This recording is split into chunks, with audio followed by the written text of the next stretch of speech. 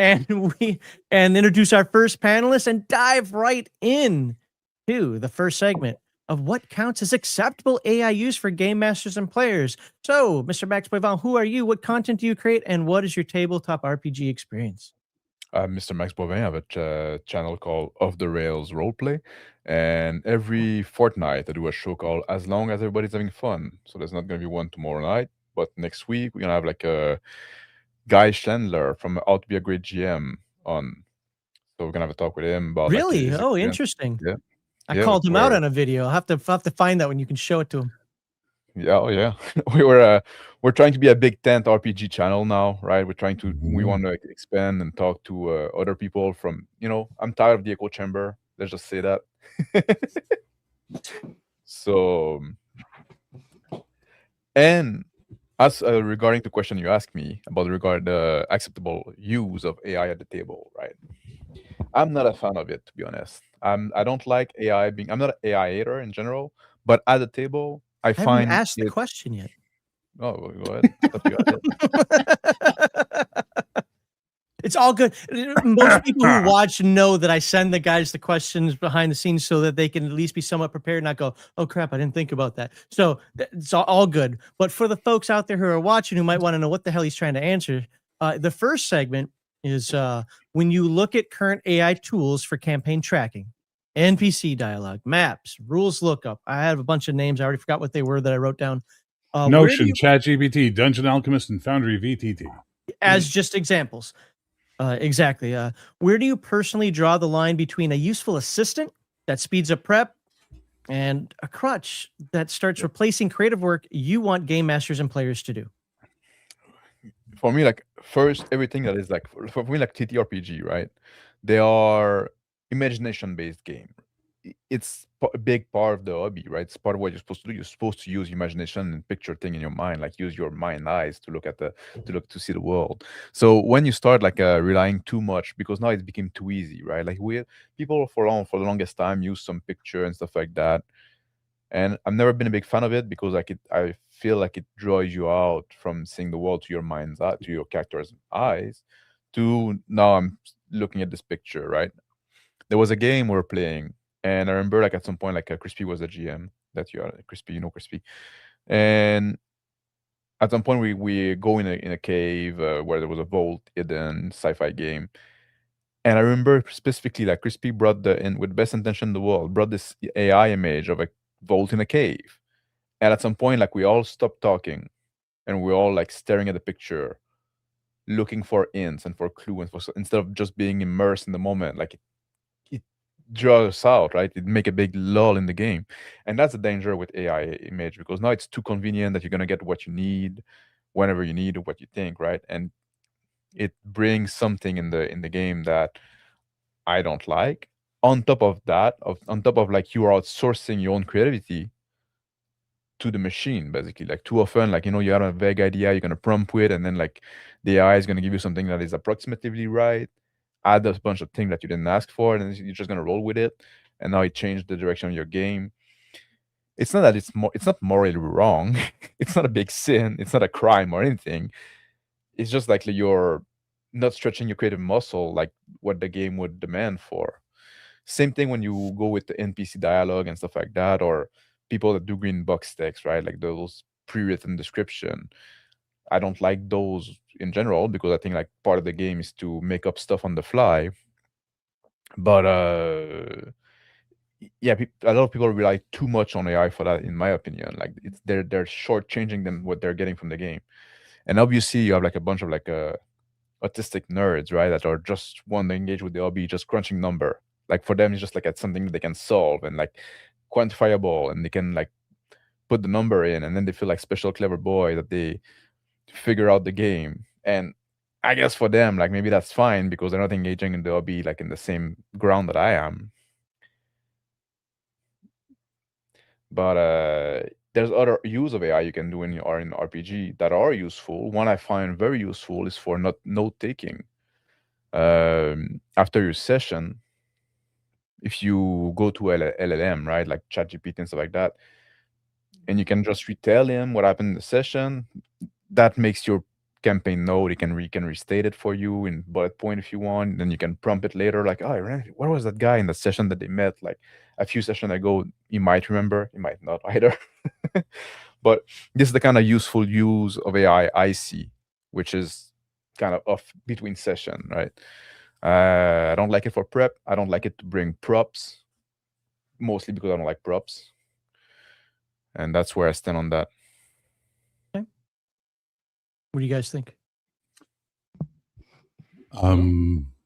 Okay. I mean, listen, I'm the last guy to play the elite game, right? Like it's something that's like a big bone for me. I don't like it. I don't like the attitude of this is better than that, or I'm better than you because I do things this way.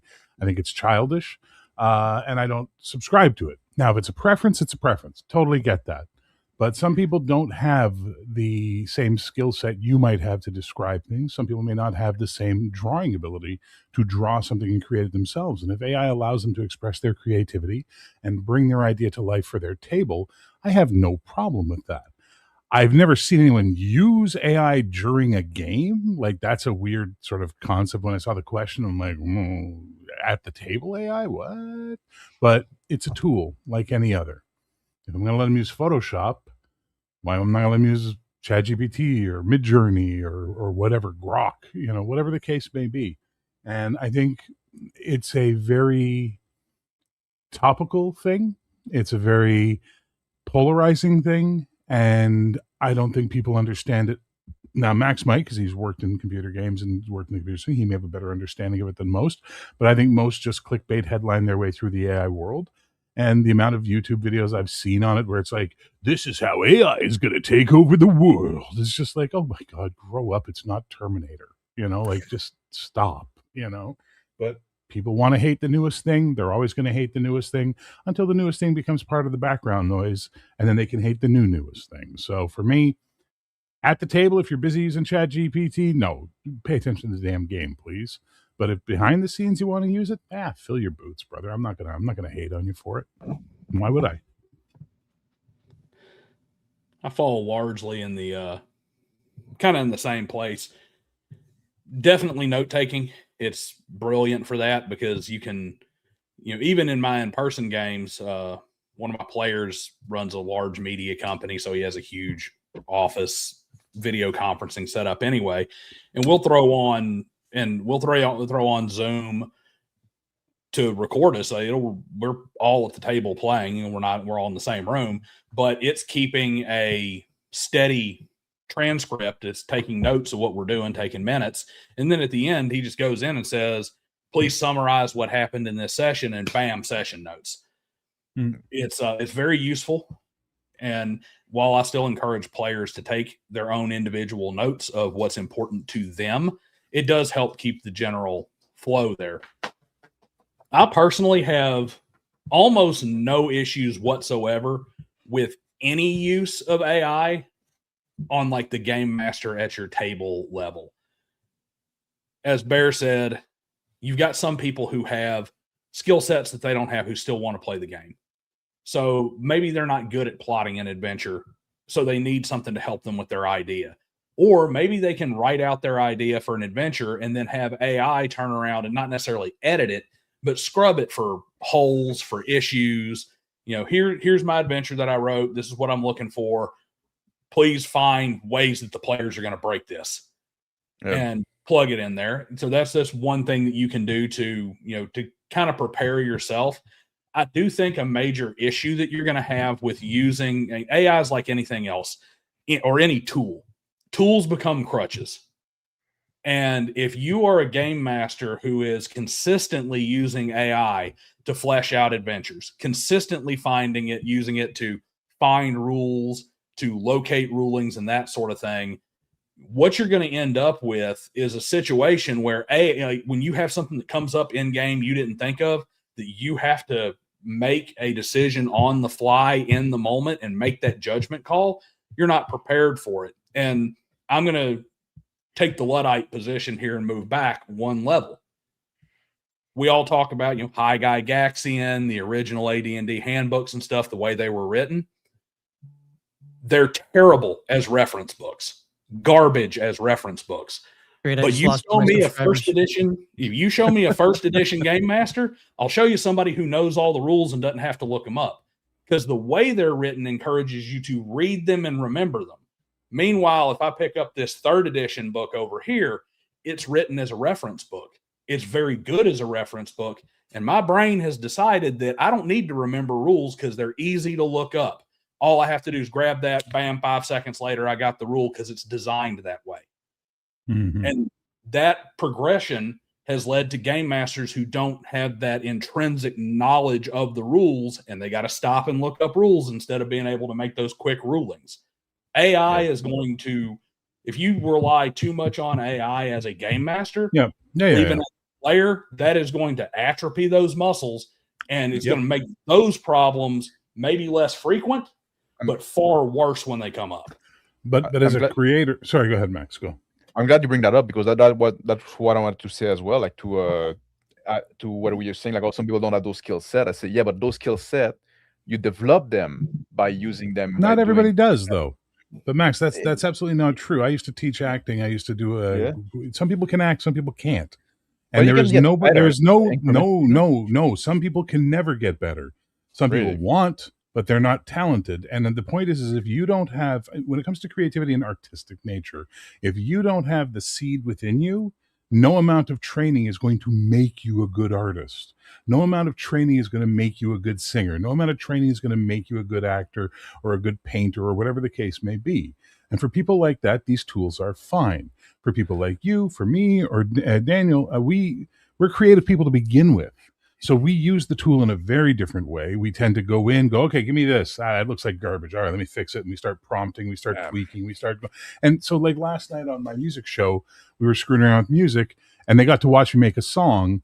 And by like the 10th generation, they're like, man, you put a lot of work into these songs. I'm like, well, of course, because if you just take slop, it's slop, right?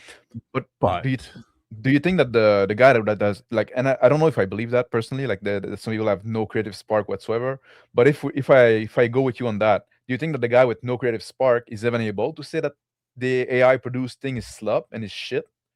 No, he can't tell the difference, and that's the problem. He'll go with what he likes, he'll go with what he sees, but that is a subjective thing. It is not objective. If art was objective, every movie would be a blockbuster. Every song would be a #1 hit. Every painting would be a Mona Lisa. Like that's just the reality of it. People like what they like. True. Yeah, that's absolutely true. And then, to support Bear's point that he was saying about people and their skill sets, we all have limitations. I don't care how many days I get up early and shoot how many free throws. I don't care how many dribbling drills I do. I don't care how many shuttle runs I run. I am 5'9" and 200 pounds and stocky. I will never, ever, ever play on an NBA or even an NCAA. Yeah, let's play one-on-one. All level. But that's the thing too. Never. When you play RPG, Michael Jordan can train me 8 hours a day. It will never happen. But you can still play. You can still play with your friend in the backyard. I'll still play better. When we play RPG, we're not trying, like there's a certain level, right? Like it doesn't matter if what you're doing is not like the best fucking thing ever. Oh, sorry for the swear. It's not the best thing ever. I didn't do it this time. Sometimes it's good enough for the purpose, right? It's fit for purpose. You did. So did I drop this bomb earlier? I get what you're saying, but I don't know if I'm freezing up too, but there's been a couple of freezing up there. Yeah, there's been a couple of freezes. Go ahead. Yeah, I'm using an extreme example here, right? Yeah. That's what I'm doing. I'm using an extreme example to illustrate the point. It works on the smaller scale too. You're going to have some people, and I don't want to use the opposite extreme of these people who have no ability to visualize anything in their brain. Just chemically, they don't have the ability to do so. I forgot what it's called. But you're going to have some people who the best, like their ceiling for the ability to creatively, to craft a story. And I know that that's a trigger word for some people in TTRPG space, but their ability to craft a story or to work within a narrative or to even improvise is like below average and is not really good enough to work as a game master or even really as an effective player without some sort of assistance. And that gives them the ability to do so. Now, do you think do you think people are mostly sincerely, do you think like it's because the way I see it oftentimes it's not a matter of like that they're not good enough in their skill.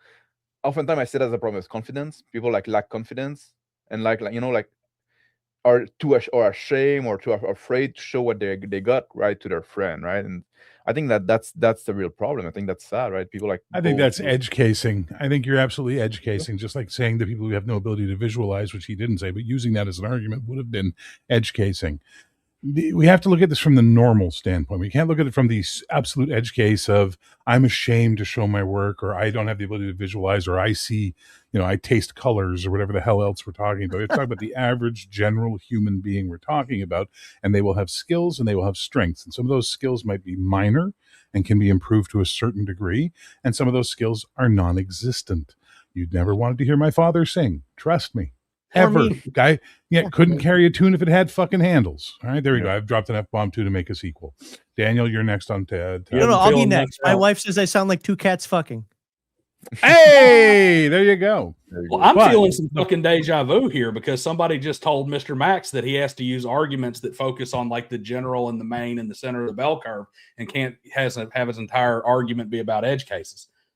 I wasn't here for your date, so I'm sure you guys had a great date when you had it, but we're here now. Let's stick to this. By the way, for the record, let's now, since everybody's cussed, we got out of our system. Let's if we can tone it down. I'm not going to get mad at you guys. I'm just asking for try. Yeah. Of course. So my point is yes, absolutely, those people exist, and those people will be there. The ones who are ashamed to show that they lack confidence, what have you.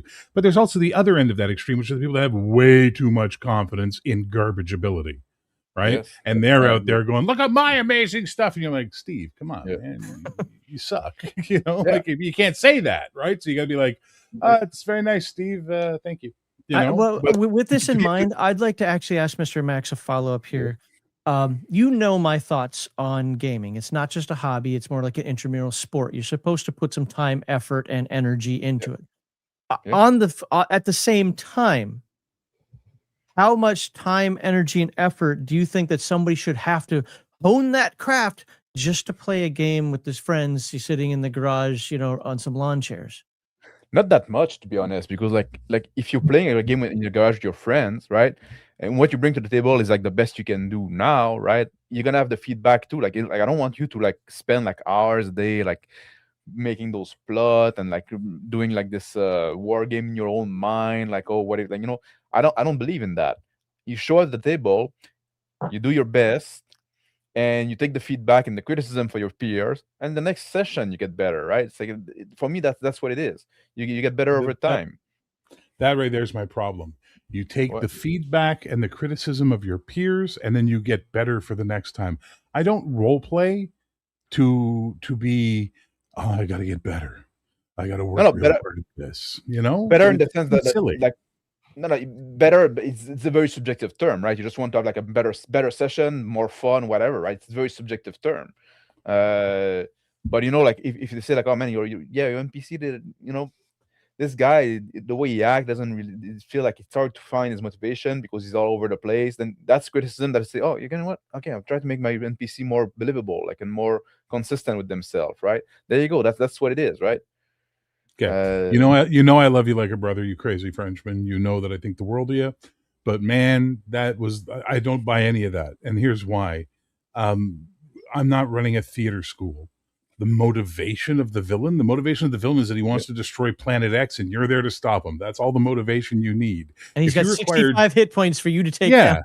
If you require deep George R. R. Martin or Tolkien level backstory and engagement, then you're playing something else, and that's your thing, and it's cool. But you can't hold the entire community to that standard, right? So it's a very personal thing. It's very, again, oh my God, subjective.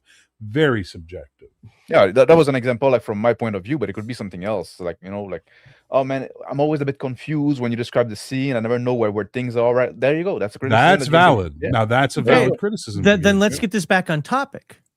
So in terms of that, would somebody who used AI to clean that up, would that be a problem?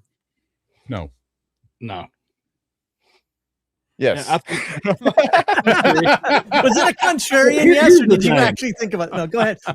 So let's start with Mr. Max. It's his segment. So Mr. Max, why do you say yes? Like I say yes. Like I don't think it's morally wrong, a big sin or stuff like that. But I think like that's the point. Like, no, for me that's big. That's getting better at it and learning to do that yourself. That for me, that's part of what the game is about. That's for me. That's something like, I like to challenge myself. I like to push myself. I do a lot of sports and stuff like that. I do those not because like I want to win medal, like make a living out of it, or like get to the Olympic or some shit like that. I do that because I like to push myself and challenge myself in a different way. And it's the same thing when I play RPG. And if that's not your jam, right, you can do whatever you want. But like, I think it's probably worth giving it a try. Like, try to fix it yourself. There's a bunch of things, right? Like, people fix car. You could just like hire mechanics, right? And then you could do it for you. But maybe like you have fun learning to do it yourself, right? It's part of the hobby sometimes. Matt? Yeah. So you guys are having a conversation. The person that goes ahead and uses a large language model to help fix, they go, I want to describe a room, and in the room there's a door with a face that's going to be a trap, and then I don't know what else is in the room. Give me some ideas, and it gives them a bunch of ideas, and they go, I like this one. Okay, write me a description of the room that I can read to my players, like an old dungeon description, because that's obviously bad GMing based on your theory. If I read the description of the room from the module, because it's the same effective thing. That person's going to improve regardless, because they're going to remember the things they did that worked. They're going to see the reaction of the players at their table, that are what is positive and what is negative, where the players are engaged, where the players disengage. And that should teach them, if they're even remotely aware, what's working, what's not working. It's how we learn to date. It's how we learn to apply for jobs. It's how we learn to do a lot of things. We see what works, we see what doesn't work, and we try and reinforce the stuff that works. Sometimes we get a little crazy with the stuff that didn't work and go, no, it should work. It's going to work. I'm going to do it again. Nobody's ever done that. No, ever in the history of human race. No one has ever done that. Ever. It's funny that you France about Ardennes. It's funny. It's funny as you talk about like dating, like, like, because like now that's something we see as well. Like, people like go through AI and LLMs to have like their dating reply when they chat on the apps and stuff like that, right? And is that like kind of like dishonest, right? You go to play like your friend's game, and yes, like, I don't know, it's absolutely dishonest. Absolutely, that person should be thrown in jail for perjury. What is wrong with you? Listen, I love you, but your midlife crisis is adorable right now. This whole hyper competitive, prove everything, push everything to the limit, kill a mastodon. Go for it, brother. Yeah, I mean, that is a brilliant edge case. That you find the most extreme example, which, I mean, I'm fine with that, because the most extreme example usually points out the flaws better. But the one thing that I like to look at here, and I think it's a little bit of a different way to look at it when it comes to, is AI, where is the line at? I think you also have to look at what segment of gaming you're looking at when it comes into what style of play you're actually using your AI for. So if we're running a hex crawl style, rules is written, or very procedural wargaming style game, I think the use of AI is far less of a problem, because you're really dealing in hard fact reference items. And instead of me having to look up this table, AI, roll on table number 7 and give me a result. It's faster, it's quicker, it tells me exactly what it is. Here's what my result is, here's the breakdown for it. You got it programmed into the LLM ahead of time. You give it the prompt, it spits out what you got your encounter. You're not having to roll 14 tables and figure everything out. Meanwhile, if you go to the more narrative style of play, the more RP heavy style, especially when you start getting closer to your 4D and your really heavy narrative styles, now you have AI replacing player or character personalities and eliminating their ability to think as their character, because they're relying on it too much to develop backstories and that sort of thing. And I won't say it's bad, because I think it's perfectly okay for somebody who's not super creative to say, give me a backstory based on these parameters for me to work off of. But when you start using it for more of those more nebulous, less procedural things, you're going to get dependent on it. It's going to start bleeding over and erasing that personality, which would affect your game if you're in a more narrative, more RP heavy play style, as all of your players start becoming different versions of Grok. Okay. So 2 things. One, I'm going to spill the beans. No, I'll talk about that later. I'll spill the beans later in that. So at the table, this is specifically at the table, as a player or a game master, we're not talking about writing books or making music or anything like this. Where, in your opinion, again, starting with you, Mr. Max, as you're still serious segment, where do you think AI goes too far? I mean, it doesn't have to be a specific, millimeter wide black line. There can be gray area in there, but generally speaking, where does AI? Okay, you've crossed the Rubicon there. No, you've got to pull it back. You got to get rid of the AI. Where would you draw that line? For me, like, it's when you start like having the AI do creative stuff, especially creative stuff that's going to be used like in session, right? Because now, like, basically you're making the machine play the game for you, the way I see it, right? That would be the line. Okay. Daniel?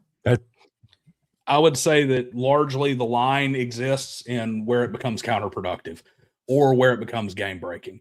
You want to use AI to help you test out a couple of different ways you could put a character together in a crunchy game.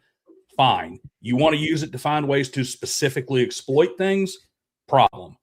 And then, of course, when it starts becoming a crutch and you no longer know your character, you're constantly running to AI to generate different things, or you're showing up to my game with sheets that have your combat turn order laid out for absolute optimal use, or whatever the case may be. And as Max said, now the AI is playing the game for you in a sense.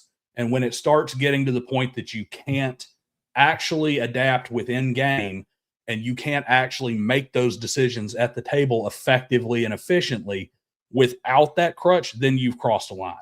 So breaking the game and turning it into a crutch, that is 100% my line on it. Okay. And Bear? Slop is the line for me. I don't care if you use it as a tool. I don't care if you're a GM and you say, okay, ChatGPT, imagine you are a D&D 5.5 referee using the 2024 rules. Here are the character sheets of my players, and the encounter is going to be them versus X monsters. Please run 10 combats and show me the results. Ooh, shit. 9 out of 10 times, I got a total party kill. Perhaps I should be adjusting this encounter because it's going to wipe out my players. That's a tool. AI is a tool. Smart tools is a better word. We like to pretend it's taking over the world. We like to pretend it's taking over our... And the only reason we're hearing about it so much... The only reason... Yeah, where's Hope? Where's Hope? Linda Hamilton, where are you? John Connor, save us. It just boils down to we're dealing with a situation where... Oh, look at that. Look at that, Max. You got a drink, buddy. I see it. Go ahead and finish your comment while I'm pouring. We're dealing with a situation where the hyperbole outweighs the reality.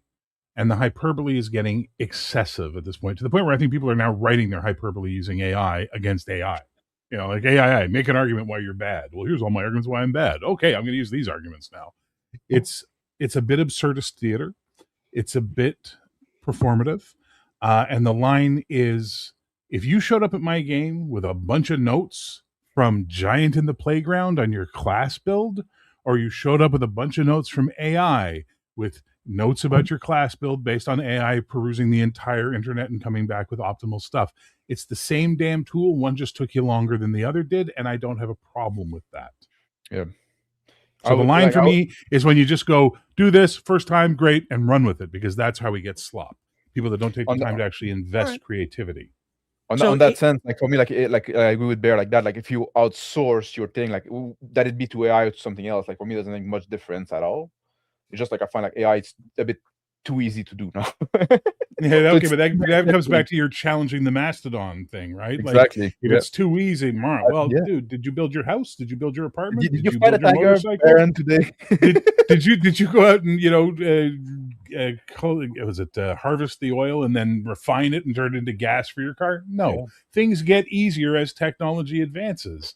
And you just come, not you personally, but the general public that come off against it, just come off like Luddites at this point. Well, Mr. Max is a Luddite. Let's just be honest in that. Fair. He wants to go back to Charlemagne. Yeah. No, but they come off like the people who were poo-pooing Photoshop in the art community, and now they all have fucking Wacom tablets. They're coming off like the people who poo-pooed digital photography, and now they all have digital SLR cameras, et cetera, et cetera. Remember the CD record arguments? Remember that? Remember when cassettes were going to destroy music and VHS was going to kill theaters? Oh, this is the nature of humans. My father was a photographer, right? And he would always he would take a lot of photo all the time, right? But like what he really liked about the hobby was the dark room. was like spending time That's in dark okay. room, like revealing it. So like when this DSLR, and at some point it got forced because like you couldn't find like the asset at reasonable price anymore and stuff like that. So he'd been forced, like it killed the hobby for him. Okay, but There's that's a place nature. for that, though. The fact of the matter is that there's going to be certain things that can't be emulated by the newer technology efficiently or effectively. And what ends up happening is the people who are really, really good at those things, they become the elite exceptional that that people go seek out and pay large sums of money to do it. Larry Elmore will never have a problem selling paintings because of AI. Nope.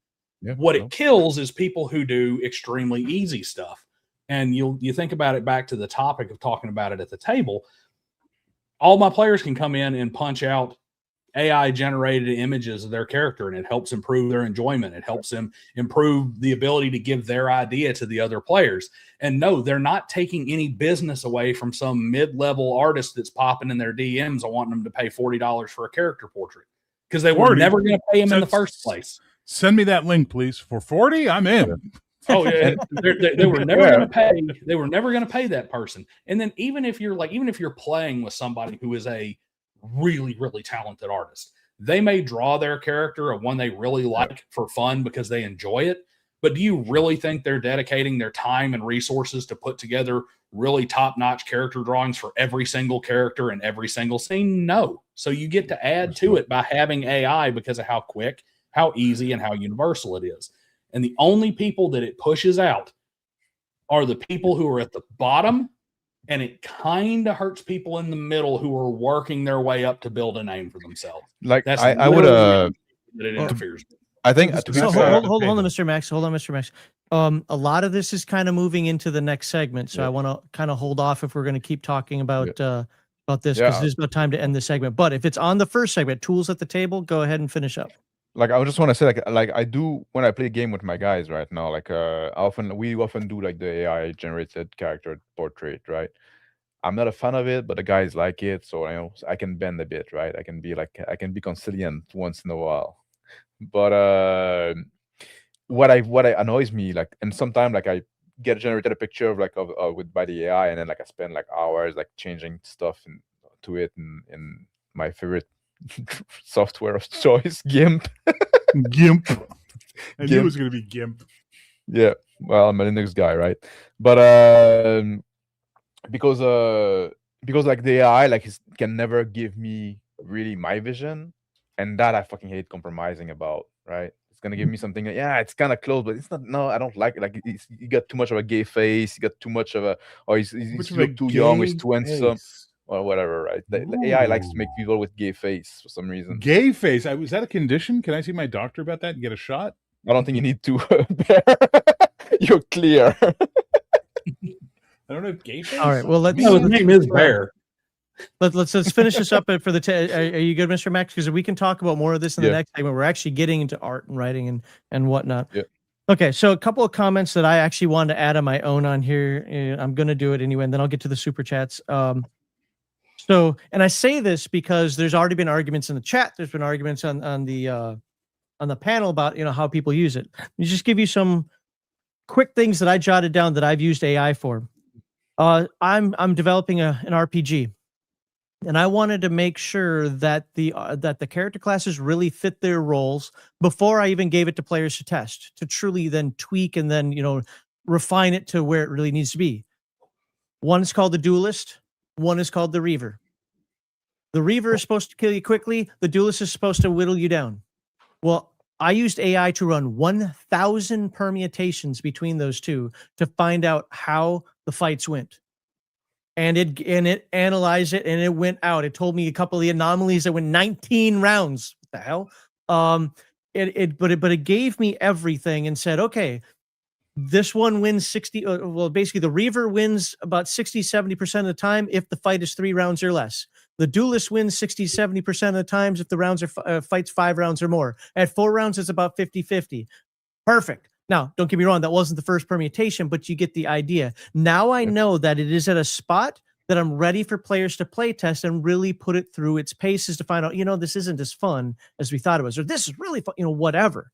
But the idea is those classes are supposed to have different feels to them, and I needed to make sure that mathematically that the process worked that way. And so I have zero issues using that. I used AI for my TMNT one shot that I ran was a month or two ago.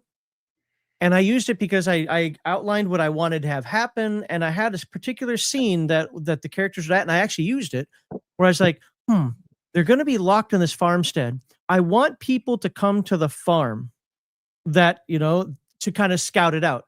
So of course I was like, well, we'll have the cable guy come, and what else? I had another one on there that was like, or the DoorDash. I said, we'll have DoorDash come to the wrong address, whatever. Well, one of them that it came up with that I didn't even think about, and I should have, because it actually happened to my grandfather in real life, was having a sayer come that needs to take a look at the land.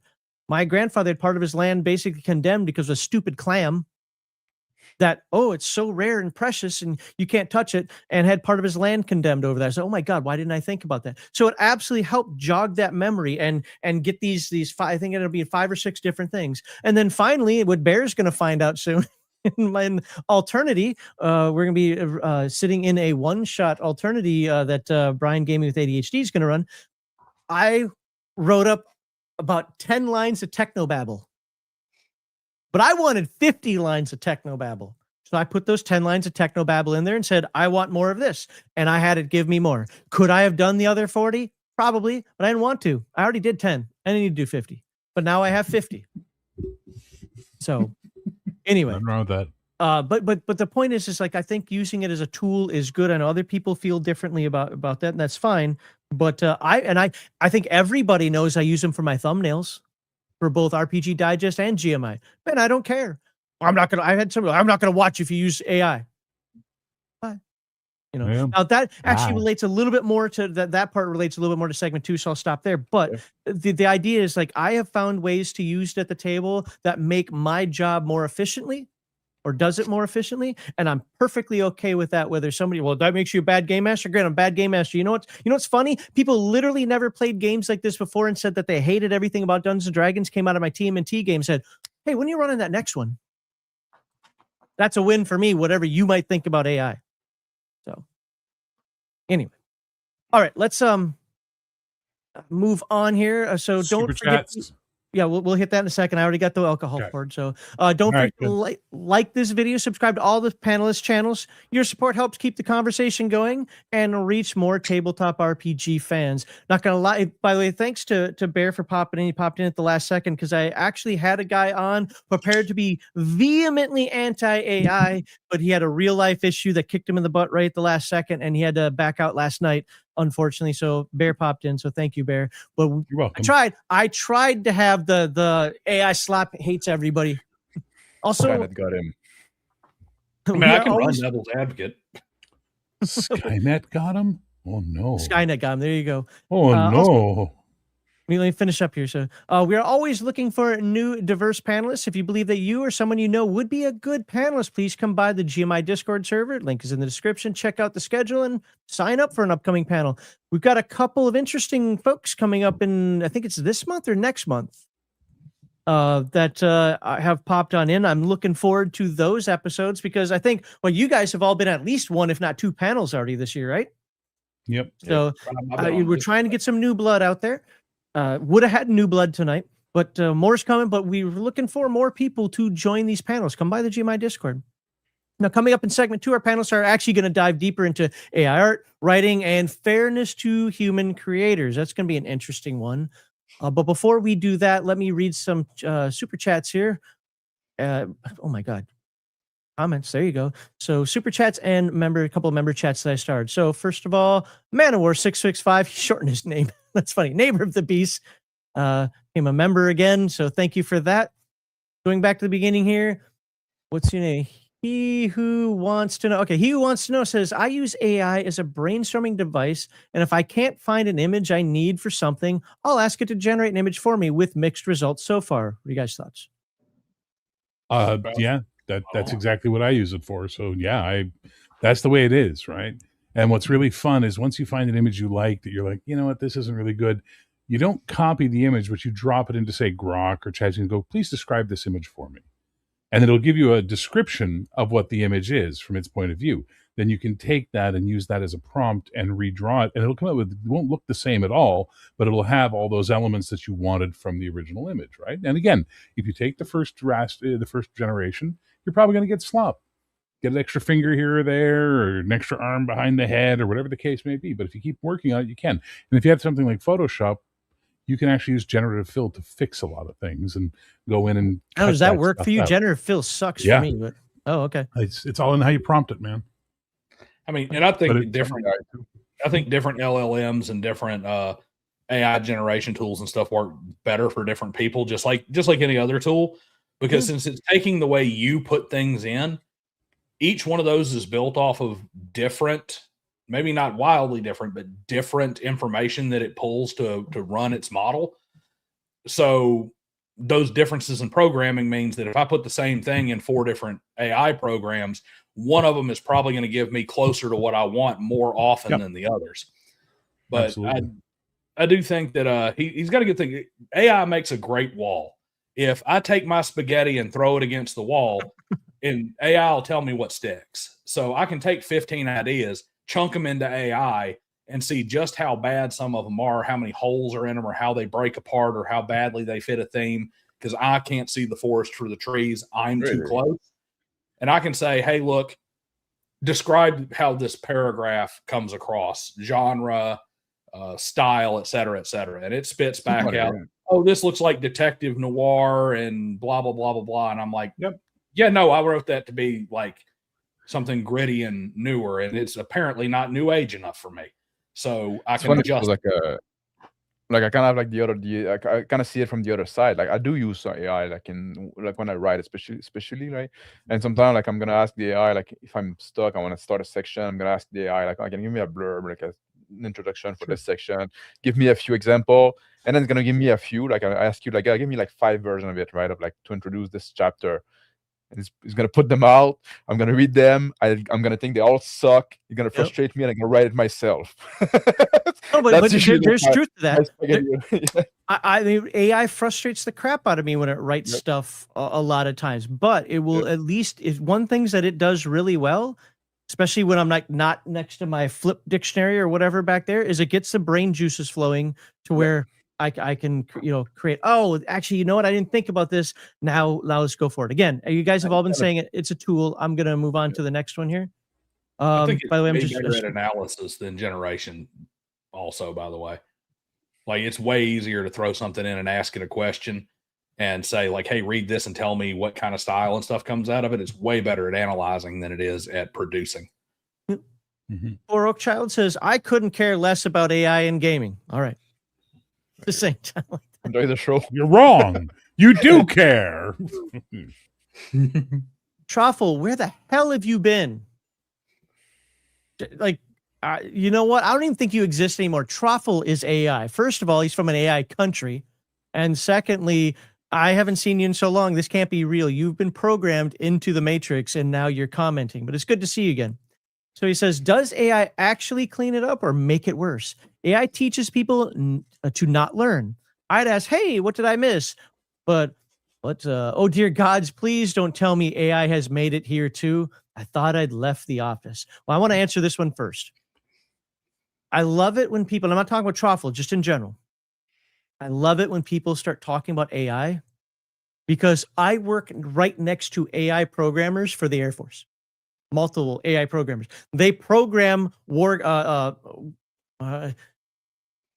they program, well, the easiest way to say is adjudication of war games. So the scenarios they put in there are highly complex. And I talk to them constantly about strengths, limitations, what can it do, what can it not do, and so on and so forth, because they are deeply involved. And I'll say this, myself included, pretty much everything that people say about AI is wrong.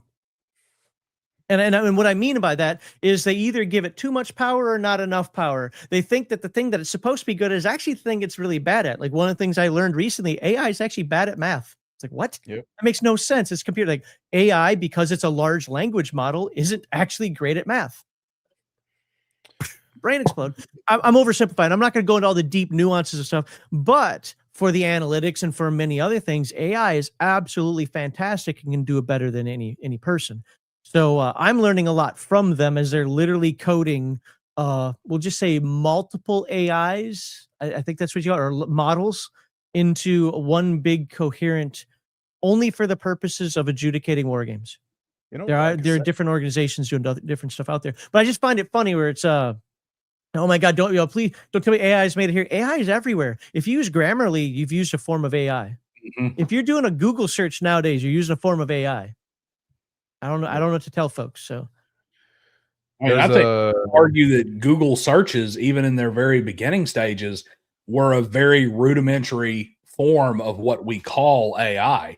Because let's face it, even in the very beginning days, you didn't have to search exactly what you wanted on Google.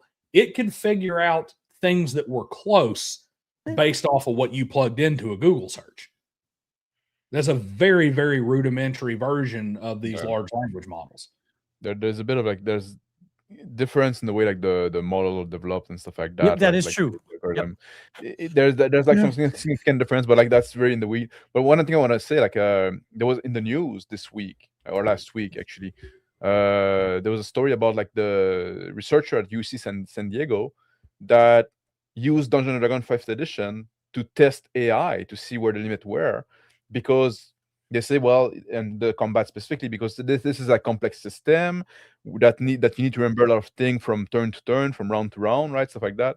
So they create a bunch of AI agent, explain them the rules of the game, and have them play against, and they say they suck at it because they get lost in the weed. Like, so you know, that's also something, right? Like human, like when we play those RPGs, we're doing something pretty complex that machines. The thing is, it might suck today or this year, a year, 2 years from now. Look at what AI music was 2 years ago. Look what AI art was 2 years ago. It's moving quickly, and so many different people are making these models. And this really is more of a segment 2 topic at this point. But more people are utilizing these models, or as you said, agents. That was the other term I was looking for. That we can sit today and say, well, it's got limitations. Those limitations are slowly being broken down faster than we probably wish they were. And like I'm saying, I'm not saying it is the end all be all. It can solve human behavior. I think Bear was the one talked about this at one point. There are like AI books out there. I've listened to a couple of them and they suck. With that said, the fact of what it can still put together in the short time that it's been doing all of this, you give it another couple of years, another 5 years, and it's, you know, the word, and we'll talk about this more in segment 3, as a matter of fact, I feel it's going to be ubiquitous. But let's get to the last super chat, unless you guys really have something you have to say about that. The point of those researcher was like that D&D was a good testing ground for those limitations, right? Like that was the whole thing. So I thought it was funny. Well, I mean, here we go. Look at my name, Driving and Dragons. The Model T had like 4 pedals and had different levers for every single gear, and barely managed to make it to like 25 miles an hour. And now we have cars that drive themselves while they talk to you and play you a movie at 120 miles an hour. That's probably dangerous. It's better. All right, $50 super chat from Law Dog. Nothing to add, just want to see Max drink a shot. Well, Law Dog, thank you very much for the $50 super chat. I appreciate it. You know, because of the extra commentary on there, this segment went long, but we did half a segment 2 already, so I think we can maybe speed through that one a little bit. We'll find out. Well, I am. Thank you. Now, appreciate the super chat. Just want folks to remember, members and super chats are going to be the ones that we read. Not every member chat because you guys spurred, but yeah. So if you want your chat to be seen, be a member or super chat it. And finally, I'm going to make one last comment while I'm getting this next segment ready. Truffle, LLMs, the hallucinations are on the public ones. They don't happen behind the scenes for the folks that are doing the medical industry, that are doing like what the guys do for Air Force wargaming. Let me phrase it. It's not that they don't happen. They can work those out. And all the public LLMs, because I asked specifically about that question, and part of their job as being programmers is working those machinations out. The flip side is the LLM only works with the information they feed it, which is military intelligence. You take it whatever you want from there. Do you believe military intelligence or no? You know, how good is that? But the point is they actually can work those out, just not on the public LLMs that we're used to, ChatGPT, Grok, Gemini, Claude, whatever. So, but Daniel, we're going to move on to you. We're going to talk about now. We're going to dive further into AI writing, art, fairness to human creators. But first, who are you? What content do you create? And what is your tabletop RPG experience? Well, I'm Daniel. I run Driving and Dragons, which is a TTRPG commentary channel. We do a lot of I do Intelligence as a Dump Stat, where I basically tongue-in-cheek mock stupid things said on Twitter for the most part every Monday. And then I also do World Builder University, 7 levels videos, just deeper dive stuff that has to do with tabletop role-playing games. And I do it while I work on cars. And my ultimate goal is to actually work on cars that I give away to people that are part of the channel. Mm-hmm. And that's really the long and short of it. Also, I work as I'm putting together as a publisher a pulp anthology that's supposed to get printed every I want to do it every 3 months. This old school pulp with a bunch of tabletop role-playing guys as the authors and the artists that are involved in it, which kind of ironically, since I'm going to be doing a lot of AI defense here, doesn't use any AI, because I don't want AI for that, because it's not good for that. Right. Yeah, I hear you. Okay, well, then your question is going to dive into that for what a way. It's almost like he knew the question. No. But he says all true. He's been doing this in the background. It wasn't about this question. It's just, that's a coincidence, but I like it. With publishers wrestling over whether to allow AI-generated art and text, what responsibility do sales platforms, publishers, artists, authors, game masters, buyers have toward human artists and writers? And I want to put something in here. You don't have to address this yourself specifically, but look at like Drive Through RPG. If you have AI, you better tell everybody. Well, at what point? Is it if it's all AI? If it covers AI? If I ever used AI to edit anything? Is it if it's written by, like, what is the rule behind beyond for that? I guess I'd say. So that's generally the question to you. What are the responsibilities that artists and platforms and so forth have when utilizing and producing this? Honestly, hard line. If you are using AI in your finished product, it needs to be disclosed. Just like you need to credit your artist or credit your writers. In the end, there is an ethical obligation for anybody, and this doesn't just go down to publishing or art or AI. You have an ethical obligation to disclose things you do when you produce a product for consumption, so that the buyer can be informed. Now, to what extent there should be a legal requirement, that is a horse of a different color. There is some buyer beware. The platforms themselves, that's going to be up to the platform. I don't think there's any obligation they have. If Drive Through RPG wants you to let you just put it out there and say whatever you want to about it, that's their platform. They can sell it that way. They can do it that way, and the market will decide whether or not that's enough. And if people stop shopping at Drive Through RPG because they've been burned on something that was AI generated too many times, then that'll be the signal that they need to do something more about it. That's not really the place of any kind of authority. From an ethical perspective, if I were running something like that, I would say, yes, you need to be upfront about your finished product. I do take umbrage with like the high end level of it. All right. Like, I'm actually running into a problem with Kickstarter right now. I have a logo that uses a bunch of assets and whatnot. I cleaned it up with AI, but it's literally just the logo that goes on the bottom spine of my book. And I'm having to fight with them about AI generation when I paid a bunch of artists to do all my artwork. But the little tiny logo that goes on the spine of my book, because it seems to think that there's some AI that was somewhere used in it at some point in time, I'm having to argue with Kickstarter about it all of a sudden.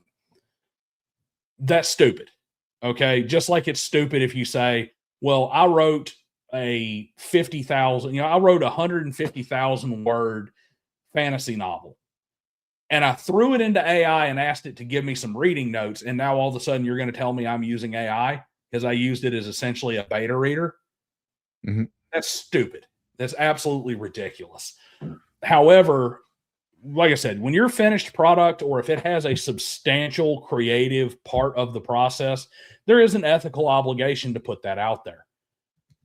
Just like there's an ethical obligation to disclose what artist did your cover art, or you see some of these books that they have John and Jane Smith as the author, and it's because Jane Smith is not the author. She's not the one who has the publishing contract with whatever Random House, but he's acknowledging the large amount of work that his wife had in the publication, production of the story, and input into that novel. And that is, from an ethical perspective, you absolutely should do that. So if I want to say to the question, where is the level of what they should do? It should be the exact same level of any other sort of credited work. If you credit an editor, which you would, you should be saying, hey, AI edited this. If you would credit a writer, you should say AI wrote this, or it was written with assistance from Night Cafe or Grok or whatever. If you would have to credit an artist or pay for an artist to do a work for hire or something to not credit them, you should have to disclose that AI at that point. And that's an ethical principle. Let me piggyback on that for just a second here. Again, let's go back to, you wrote the book. Let's just use one of your omnibus stories. Mm-hmm. You wrote it and so forth, but you did put in AI. You thought that there were some issues. We'll just say grammar, maybe some structure issues that could be cleared up pretty quickly. And you put that in AI and you find out, oh yeah, if I adjust like these 3 paragraphs here just a little bit, boom, okay, that clears up a lot of misconceptions. Essentially using it as an editor.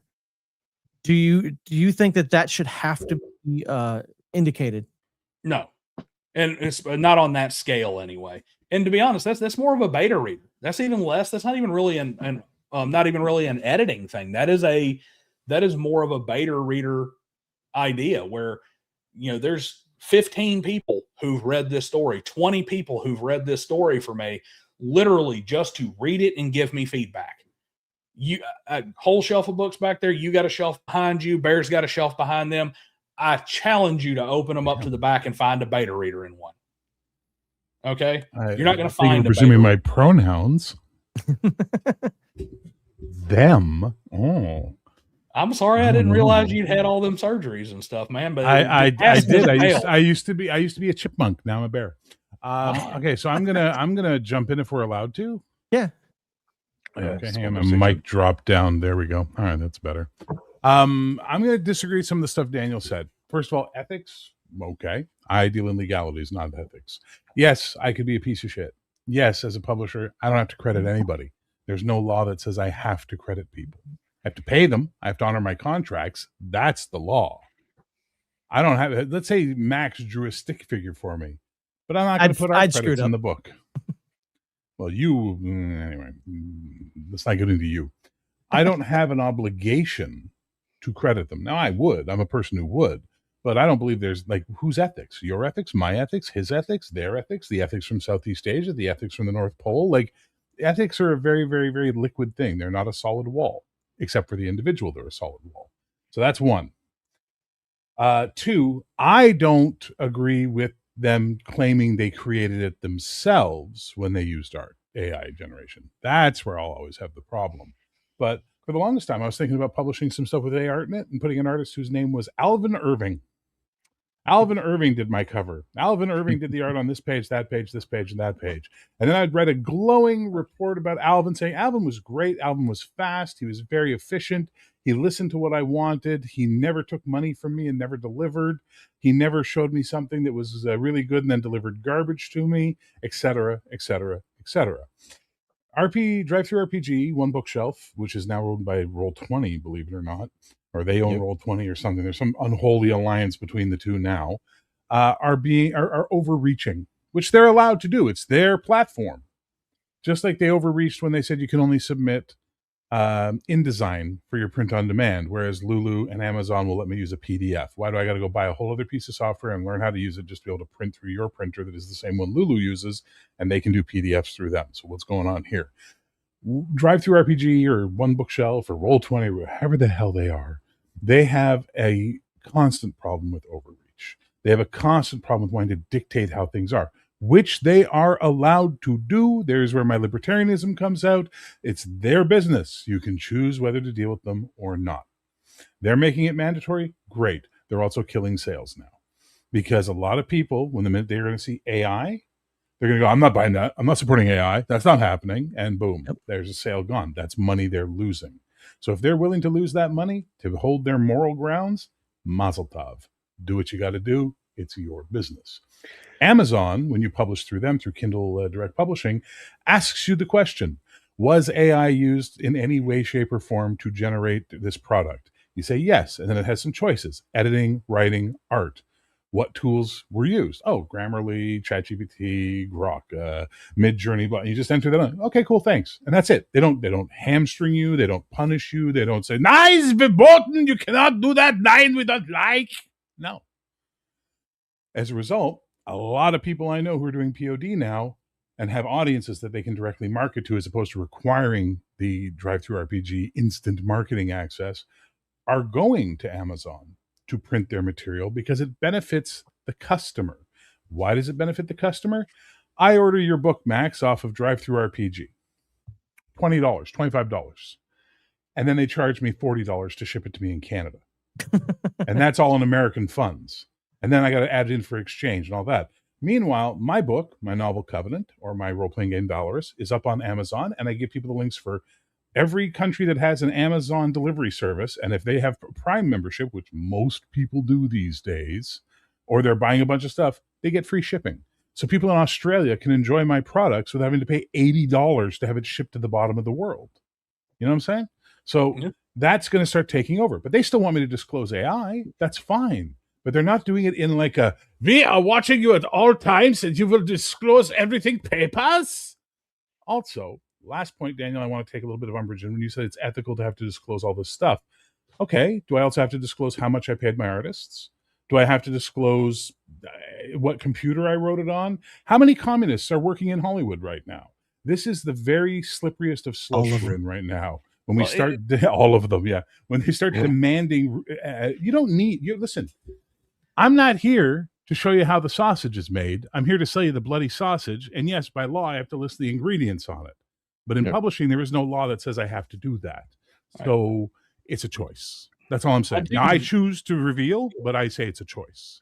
I do think it's actually unethical to disclose how much you pay your artists without permission, because you're disclosing their financial information. That's nobody's business. You're paying for a product, and now I'm telling you what I'm paying somebody else, which is its own ethical problem. Now, I agree with 99% of what you said. I mean, a lot of what you said was actually just rewording some of the stuff I'd said. I do think I think I'll defer to you a bit on this, even in America, but I do think, if I recall correctly, there are some not trademark, but there are some copyright considerations about crediting and disclosure, unless it's explicitly a work for hire. Now, which is honest, that's kind of funny, because all of my stuff is work for hire, and all of my stuff is too. Yeah, but if it's not work for hire, I do believe there are some crediting. There are some actual, if not outright laws, some civil torts that in the U.S. at least that revolve around crediting, which you can thank most of those idiots in Hollywood for. Well, actually, you can actually thank Marvel and DC Comics for that, because of all the artists who have sued them over the years to get the proper royalties on things they created, which is where the work for hire comes from. And it creates this massive mire that leads to such statements as, I can't think of his name, Malachi, I'm sure I'll know it, the guy who created Wolverine, saying he's made more money off of movies than he ever did off of his product being sold in lunchboxes. Right? Yeah. So this is where we get into the thing. When it comes to IP and rights and royalties is where we get the issues, not on the initial publication. And that's where the fight is. There's no solid law that I know of. I know in Canada we don't have a solid law on it yet, but there's a lot of court cases being fought in the States.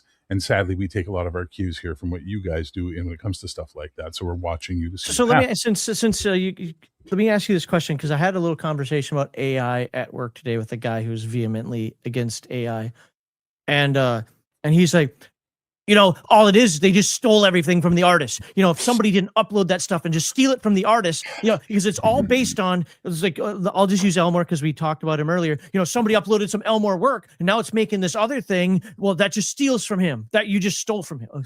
I'm trying to act like he was. So. No, but, okay, and the thing is, it is one of the most idiotic arguments. First of all, AI learns the exact same way humans learn in any art form, by mimicking the people that they admire. Okay, it just does it better because it has a faster processing and much larger scale. Yeah, on a much larger scale, but it's doing the exact same thing. Second, I'm not going to give a number, but I'm going to say probably better than half of those people making this argument that are artists are selling Wolverine and Venom pictures and sexy pictures of Barbarella and whatever the hell else at conventions. To be fair, this guy isn't an artist at all, but oh, yeah, I then get your point. That guy can just shut up because it's the artists are the only ones with the skin in the game. But a lot of them are already violating IP laws at conventions in Artist Alley or in commissions they take online. This argument holds no water. And it's only when you start to research it and you look into it that you discover it holds no water. Because on the surface, it sounds really good. Like, aha, gotcha. No, you don't. Has anybody here actually been to art school or taken any art classes? Yeah. I haven't. You have. All right, did you I didn't know fucking career as an artist, Danielle. Yeah, did you study Monet? Did you study Picasso? Yes. Did you study? I hate Impressionism. I hate. Did you study their techniques? Did you learn Pablo how to draw Picasso was never called an asshole. Them? It's like that's the AI argument right there. It's like, but here's the difference. The artist went in and he studied Monet and he studied a bunch of French Impressionists and developed a style based on French Impressionists. Grok went in and studied every French Impressionist, every single painting. Ones you've never heard of. It would take 20 million years for that, or it would take 10,000 years for that human artist to do, and use them. They're just mad that it did it in 2 seconds and didn't involve a person. Why didn't they? There's no more water. Than 2 seconds, and it takes a huge amount of energy to do it, which more than any human can expand. But like, yeah, that's how you learn to draw. That's how you learn. That's how you learn to any skill. Like you study what other did, and you emulate, and you improve, and you iterate, right? And you, yeah. So it's the same thing that AI does. Like people like say, like, oh, AI, like stealing, like, yeah, that is a retarded argument. First star bomb. Am I stealing from Tolkien because I use descriptive prose in my writing? And you did, you did it over the course of 3 pages. So I went to broadcast school. I studied broadcasting. Yeah. Am I stealing from Art Bell because I learned interview techniques from him? Is Wolfgang Jack? Or no, oh my, Wolfman Jack. Wolfman Jack. Yeah. Am I stealing from these people? No. Economist who brought up art school. I'm being inspired by them. You know what I mean? I'm giving a path.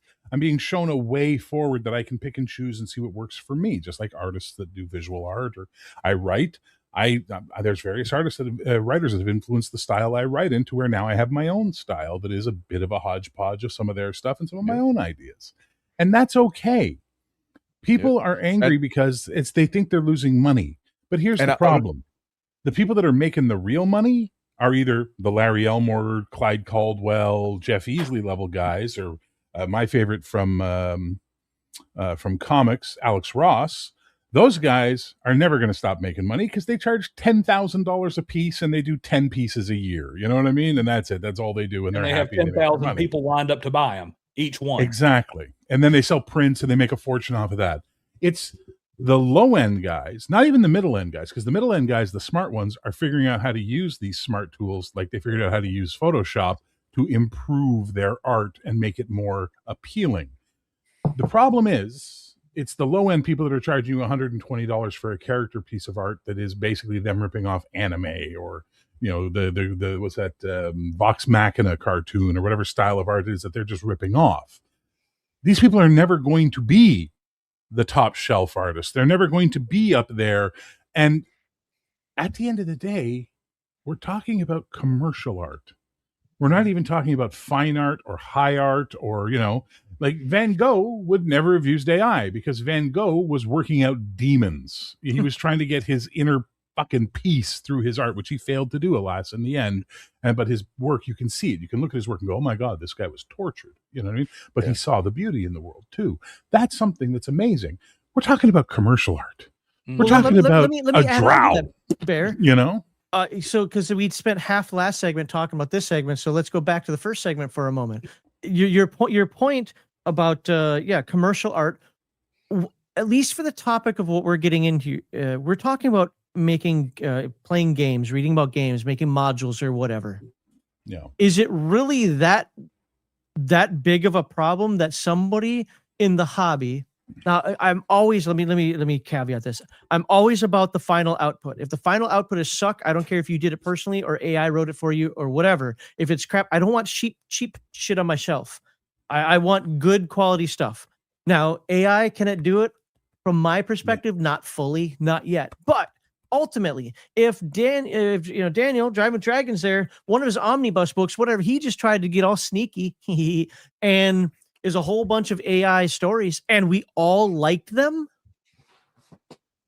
Is that a problem? No, but he Nope. should have revealed they were AI. Yeah. And I side with him on that, the morality of that one. That's all I'm saying. I'm not saying it should be mandatory. I'm just saying as an ethical thing, which he's brought up, and I agree with him on, he should have had to reveal. Okay, where that. should it be brought up? In the introduction, in the back. So doesn't it be cover plastered on the line? front cover? So No, that- it doesn't. No, God, no. Inside Like, front cover where you got your copyright information and everything. yeah, Like, parts of this published it this when were it came out. generated using large language models such as blah blah blah. Is a thing of Yeah, okay. indica. You know, it's fine. Indica, sorry, indica. I can never say that word. indicators. Indicia, Indices? whatever it is. Oh. Indicia. The little thing, like when you pick up a comic and they have that little bit of blurb at the bottom on the first page that tells you where it was published and no. It's a word. I can never pronounce it. I can read it, but I can't pronounce it. Yeah. But yeah, no. I think we're at this is 5 years from now, no one is going to care. No one is going Well, to care. that's the next segment. That's the Oh, next okay, thing, sorry. man. Sorry, apologies. Okay, so bringing it back to No, this right now. anyway. I've shown you the Final Age cover that I worked up, Max, and you liked it.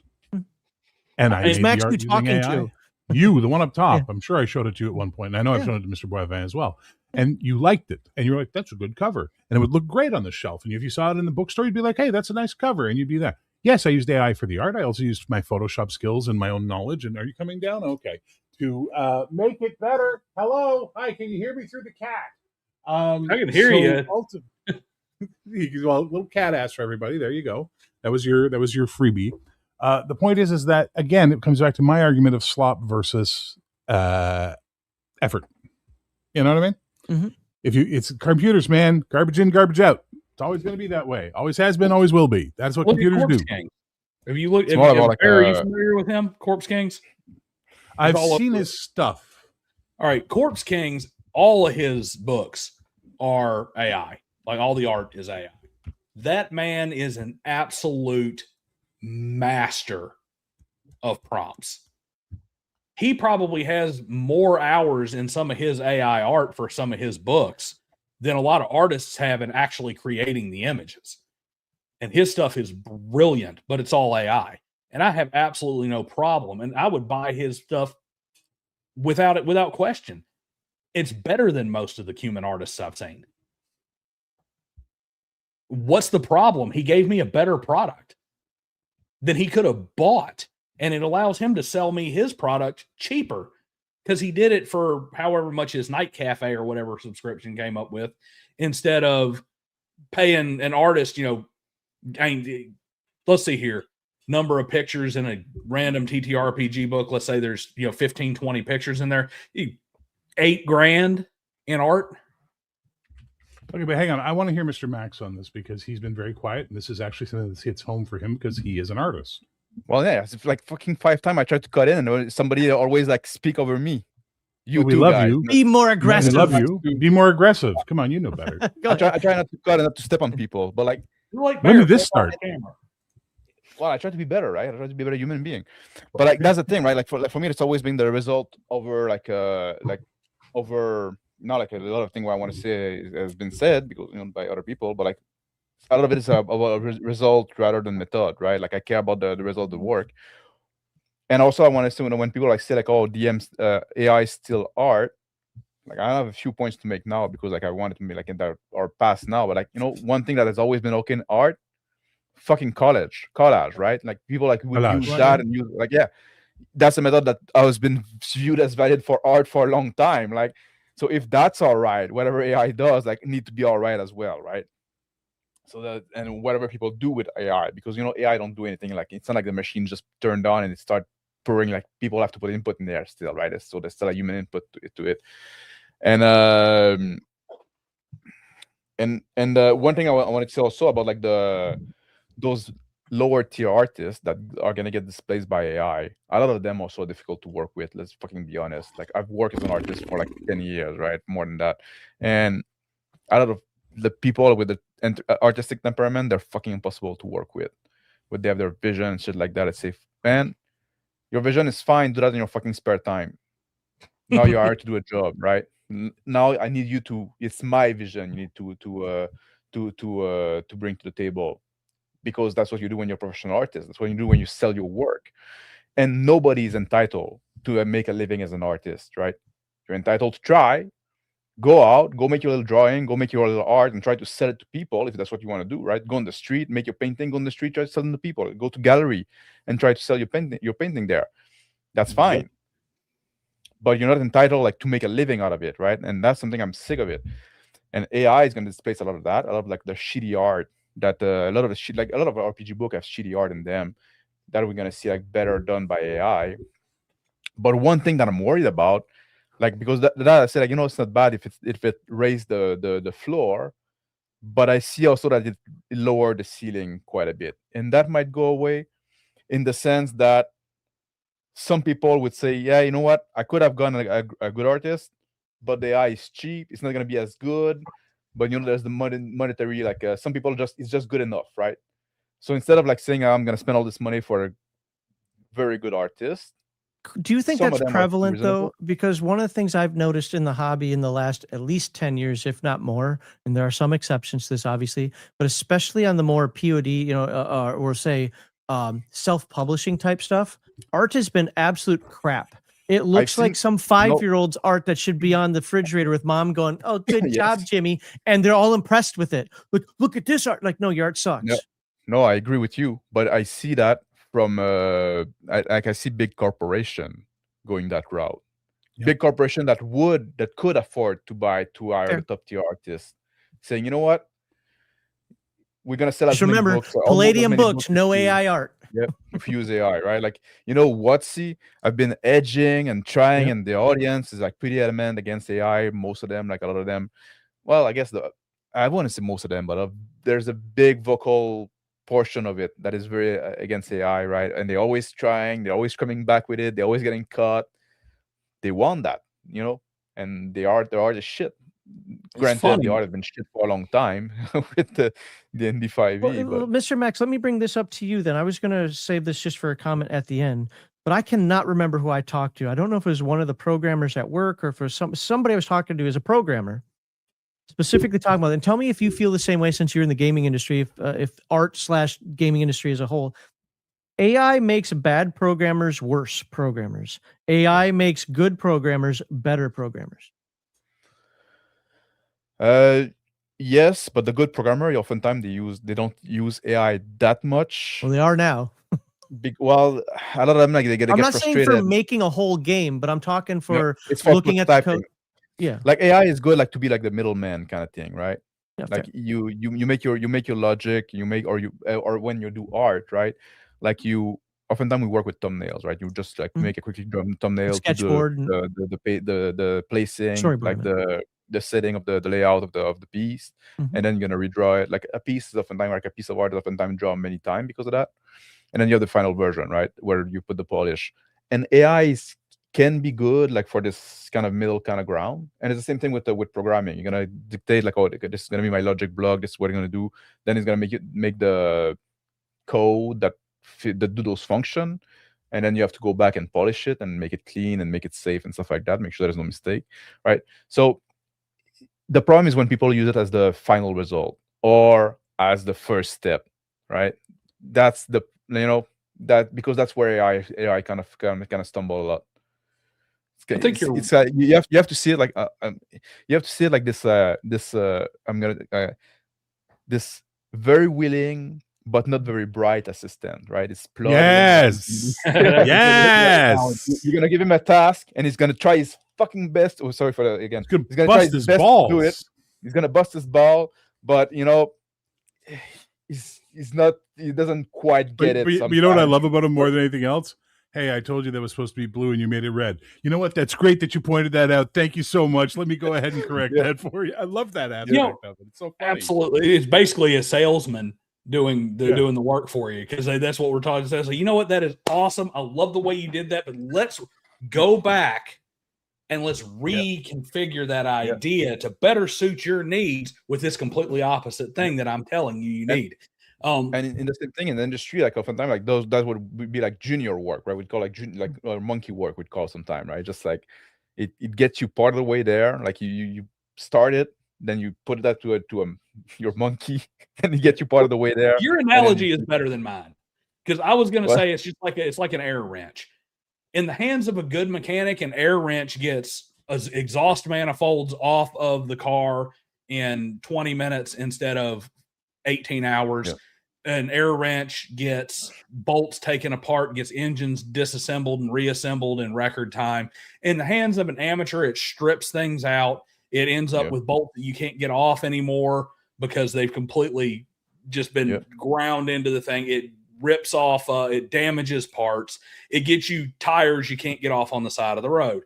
But I think you're better with it's an idiot assistant, because it does try to do more than just a normal tool. I do see a lot of. Well, no, go ahead. I studied graphic design and desktop publishing back in the 90s because I saw it as an emerging field, and it was something to get into, and I learned a lot. A couple of years ago, I read this fantastic article, and I'm probably going to get the name wrong, but essentially the article was Just Draw the Frog. And it was basically a commercial graphic designer explaining how the corporate customer that came to them said, we want our logo to be this frog doing this. And he goes, and I looked at it and I thought, that's so basic. We can do more. So I spent the week working up all these alternate proposals and different ideas and everything. And then we went into the meeting and they looked at it and they said, this is really great work. And I really love what you did here, but we're just going to go with the frog. So I could have saved myself a week if I just drew the frog. Bear, I will tell you, I was a QC manager when I was in the Air Force for quality control of graphic artists, as I was a graphic artist as well. And the number one thing would be the customer would come in with something like, again, we're kind of talking old school, be like a little poster, and it'd just be like, rules of engagement type stuff. And all I want was a title with the text on there that somebody walking down the hallway can see. And the artist would be like, oh yeah, so I'm going to extrude the background and I'm going to put this in the back. I'm going to do this. And then of course I would QC it and I'd be like, no, this isn't what the customer wanted. Well, you already said you're a bad artist, blah, blah. No, but I'm a good QC manager. I might not be able to draw stick figures to save my life, but I can do the computer stuff. Anyway, they'd argue. I said, fine, this is what I want you to do. I want you to make one your way and then one my way. I'm the guy in charge. You're going to make one my way. Well, they did little tricks like crumpling the paper, whatever, just little dumb things to get the customer to pick it. And the customer always picked the one that I selected. One time, one of my airmen got really angry with me. I was like, this is BS, blah, blah, blah. You're just making them. So I took him over to the flight line and I said, notice this is what the customer wanted. They had 8 posters up in a row. So imagine putting yours in the middle here. Yeah. Like you don't, the customer is the person asking for what he needs. It's our job to give the customer what he needs. And if you need to find out more to get there, do that. And I really think that that's, using AI prompting and so forth. That's the struggle with AI. I want this. It keeps doing this and this other thing, and prompting again, keep asking. But I'm not paying him each time and waiting 2 weeks. Yeah, and also for that prompting, get good scrub, is the way I would say that, because you can actually prompt to get what you want usually. But you're right. But I also will say I don't use the word customer for those people. Those are clients.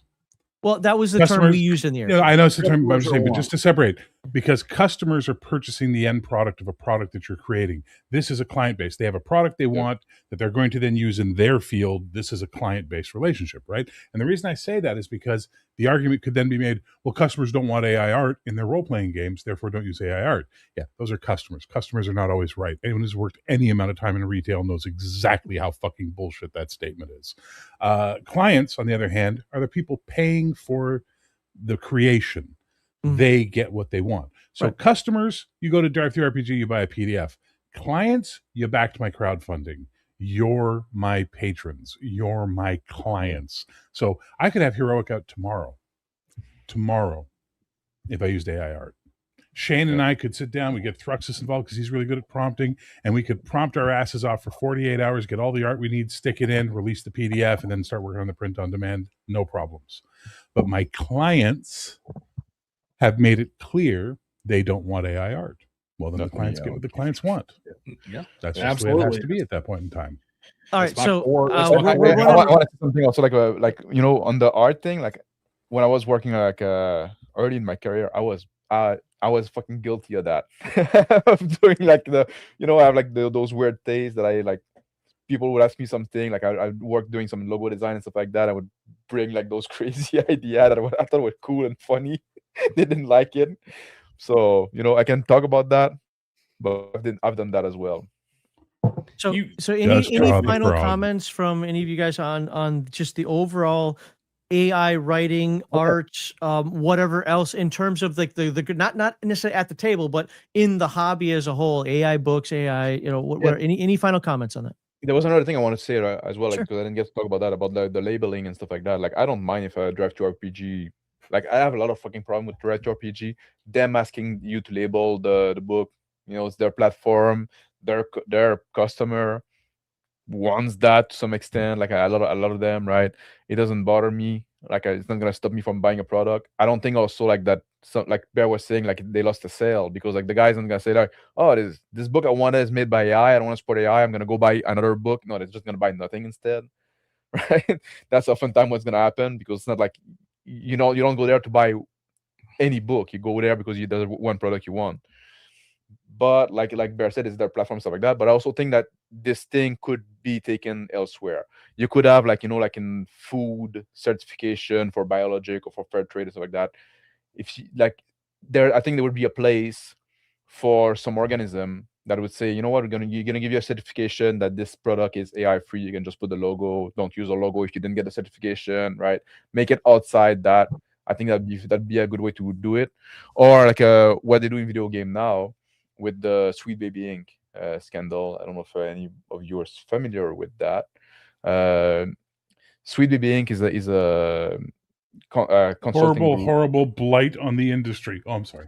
Yeah, it's a consulting group that video game company would engage to, I guess, reach modern audience, stuff like that. And when SBI has been involved with a game, it's gonna fucking suck. Yep. So people like started making forum like called like SBI Detected, right? When you can go see like, oh, I think this game like seems like you could like, and then you go check, and then you say, oh yeah, indeed they've worked on that product, right? They work on that game. So you could have something like that as well. You could have like a forum where say like, well, you know what, be careful those books, right? Yes, they use AI. They said they most likely use AI based on those. Right? I had somebody comment on one of my posts, basically that I wrote when I made an opinion post about I forget which one it was. It's like, oh, you used AI to write this. I'm like, no, that's actually me. That was fully me. So the accusation of AI sometimes from folks. I've put some of my writings from the 90s into those AI detectors, and they come back as 70% probably AI. I'm like, motherfucker, I wrote this in 1995. Right. What are you talking about? Yeah. Anyway, sorry. Just if you write well. And I use M just dash. because I know you want to move on. I love M dashes. Now I can't use them because everybody's like M dash. Just because I know you want to move on. My last statement on this is please support my new Etsy store. I'm going to be using AI to create STLs for you to print up fainting couches and pearls to clutch if you're freaking out. All right, there we go. All right, Daniel, any final? Yeah, I mean, first off, I have to thank Max, because Max solved something for me. I went to all my artists with my project, and I said, here you go, guys. You can read the story, or I'll give you an idea. I want you to use your creativity. Give me your vision. And constantly got back, well, what do you want, man? Can you put it there? And they're like, I couldn't put myself into the artist's shoes of all the times they tried to do something that was their vision and they pissed off their customer. So now they just want rote things. And I'm like, I'm trying to give you freedom, man. I want artistic expression. Horrible freedom.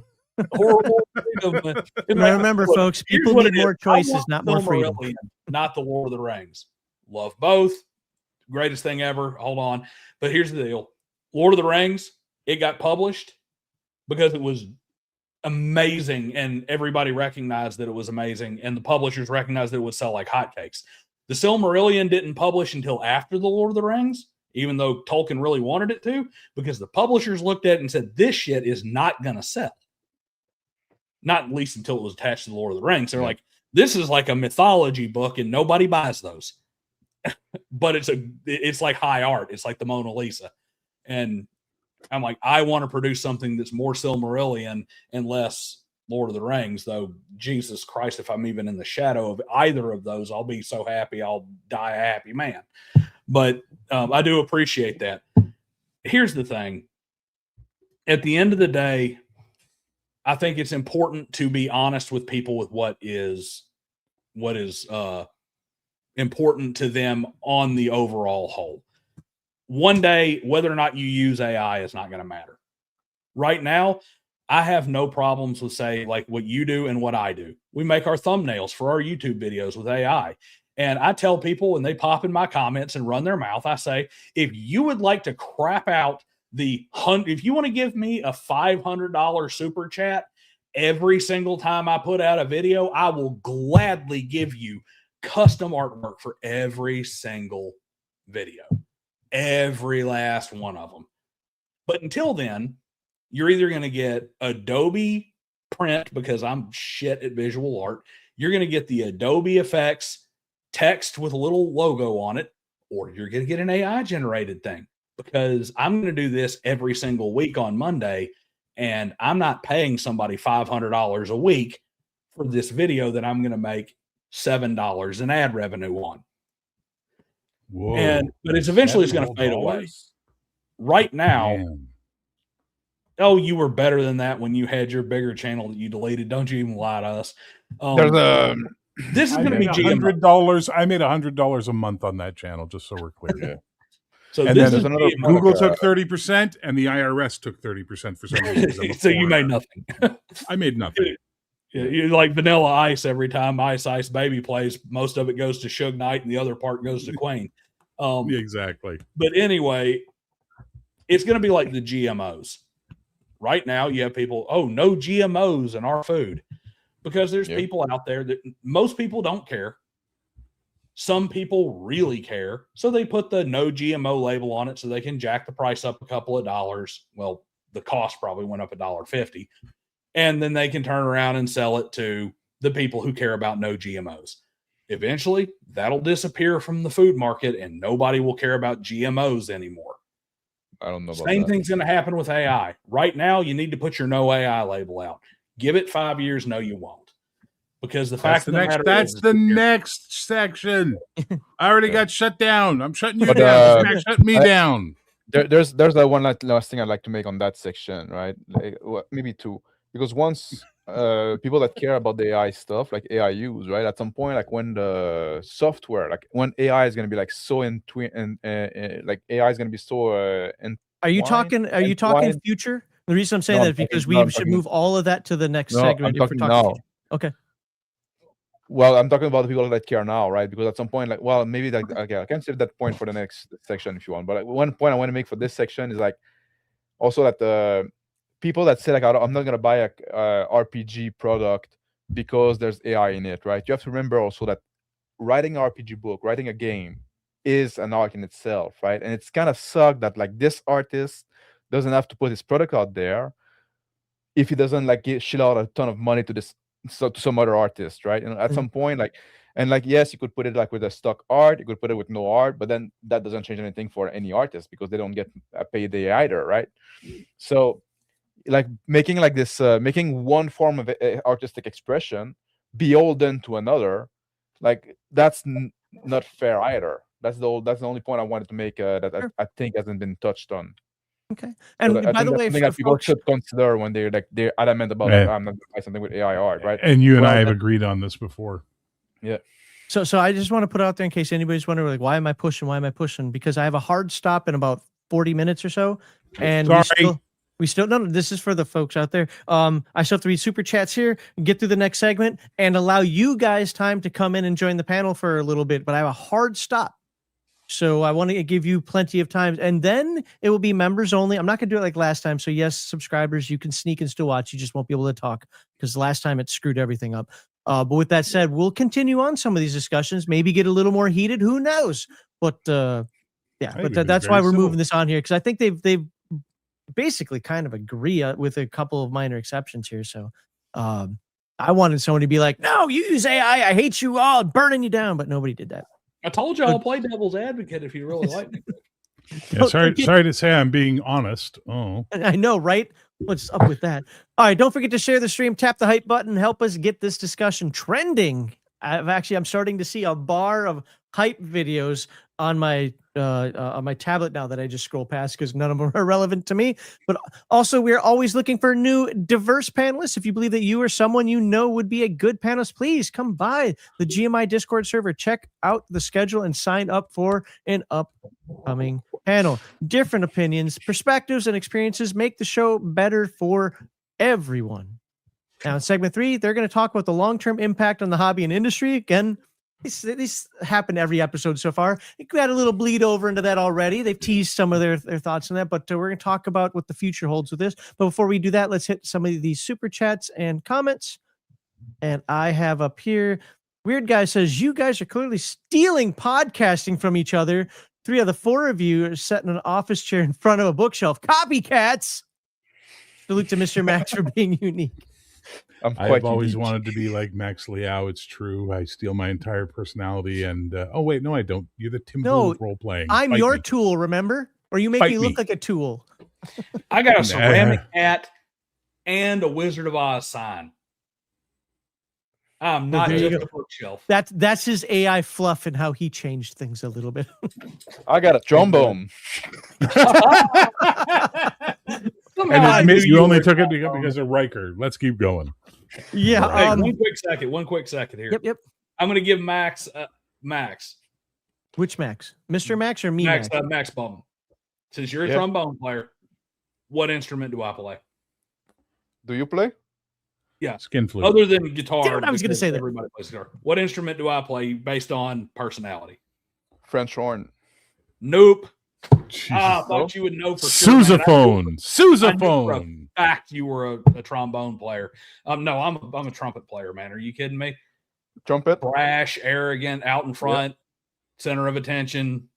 Well, that's like a tarot card musical melody. I'm 100% a trumpet player. This is like fucking horoscope for music. Know, right?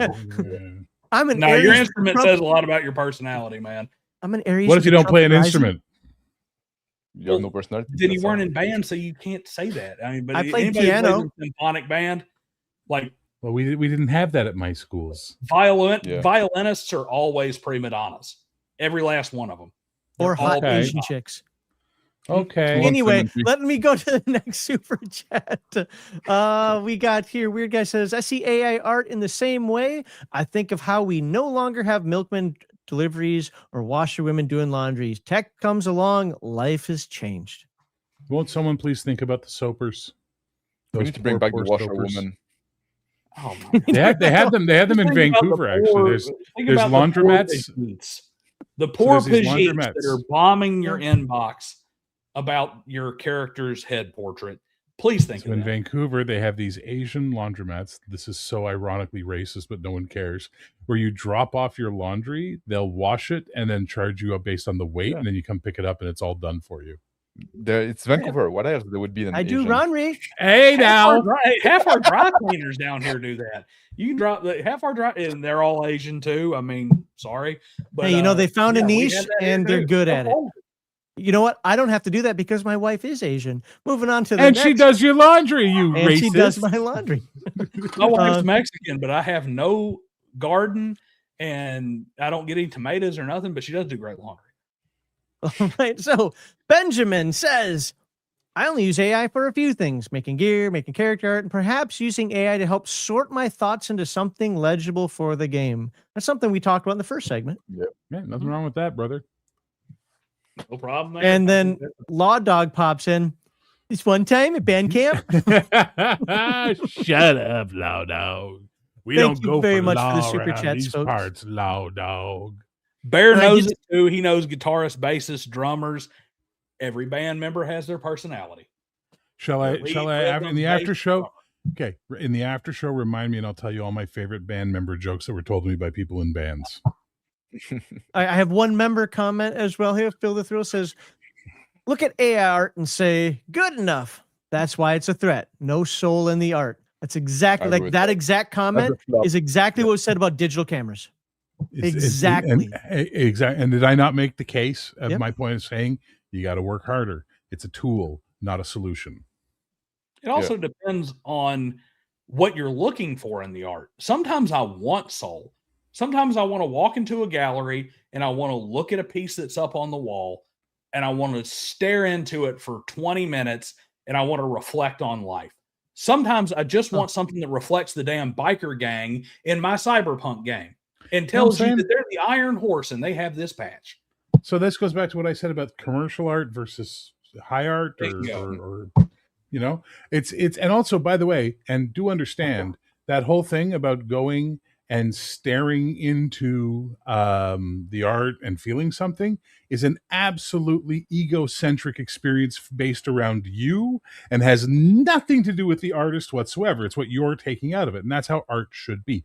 Art, not graphic design, which is, I think we need to put the terms into two separate cases. That's fair. Art, That's fair. Art goes in gallery, graphic design goes in commercial products. Silmarillion, All right. Lord of the Rings. Let's move on to the next segment here so we can at least have a few minutes for folks to call in. And then all of this that we've talked about, all of this that we've talked about, we can come back to if something's been left on the floor. But the next one is going to be for what? I lost you. Yeah, you dropped. No, seriously, you dropped out, brother. Yeah, he did. Big time.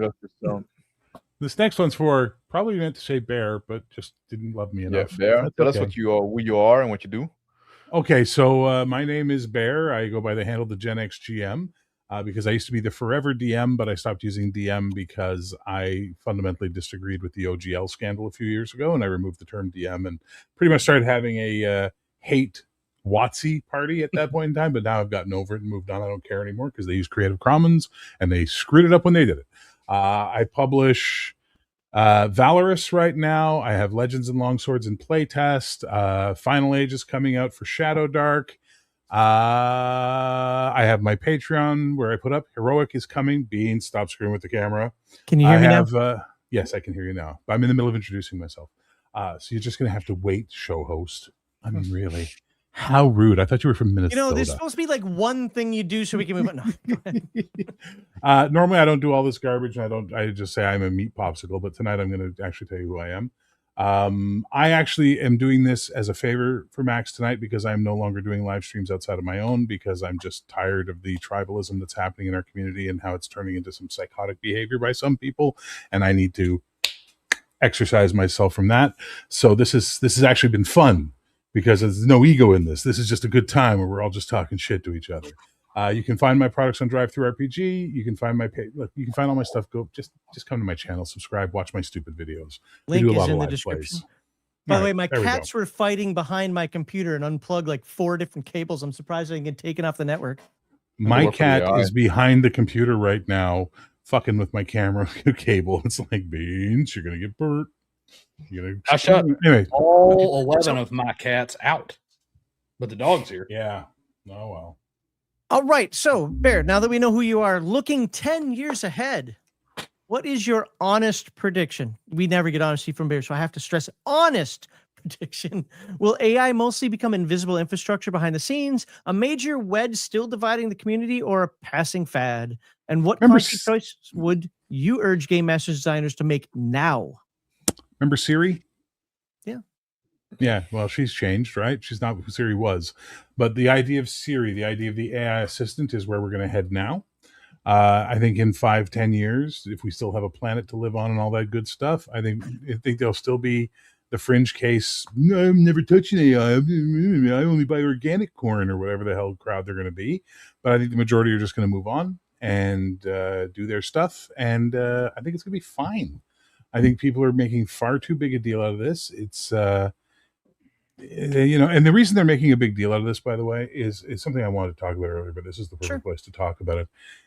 No one gave a flying F when technology was replacing blue-collar workers. No one cared. The blue-collar workers cared. They cried. They yelled. They whatever. But the robots are now in the car factories. Learn to code. It's all there. I was just gonna say, they were told, learn to code. Learn to code. Now AI is replacing white-collar workers. And suddenly the media is all in a tizzy, and everyone's preaching from the mountains. And that signals to me nothing more than the assholes who were telling other people to learn to code are now learn to being code told, AI. No, learn to dig a ditch, learn to fix plumbing, learn to be an electrician, learn to be a floorer, learn to be someone who does drywall. You know what I mean? Because that's the only jobs you're going to have left until the robots replace you there. Too. Look, I've been talking too much today, but I'm going to jump in and say this. When I was a kid, my stepdad taught me to do a bunch of stuff. I'm not going to say it was well, but it was functional. Okay. I don't know how to do any of that now. I can't remember how to put shingles on my shed. I can't remember how to do drywall. I can't remember like these are things that I grew up doing, but I haven't done them in like 40 years.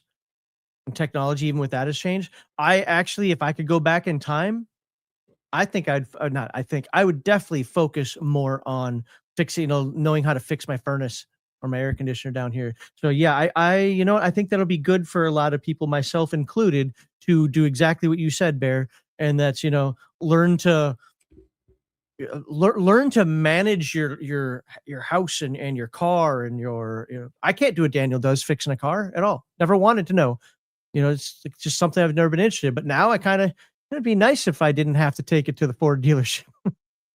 When I was working in the office, right, and I would work with those people that talk about like working hard and shit like that, I look at them and say, go fucking outside, dig a hole 2 feet by 2 feet, 4 feet deep.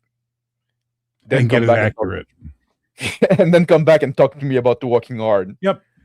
What you do is so fucking easy and cushy, right? Oh my God, dude. Just some of the jobs I've had in my life, no, you can't do it. You wear a white collar, you drive a fucking Beamer, and we all know people who drive German cars tend to be assholes. I'm just saying. But what do you say? What do you say about to folks? And I'm not trying to change the subject here. I'm just adding on to it, Bear. Yeah. That say AI is going to take over that pretty soon. You're going to have a home assistant robot, and they're already working on them that will do a lot of this stuff. Great. You can program it. Great. Give me a UBI so that I don't have to worry about starving to death or getting evicted from my apartment because you've ruined the world economy with all your bullshit and your craziness.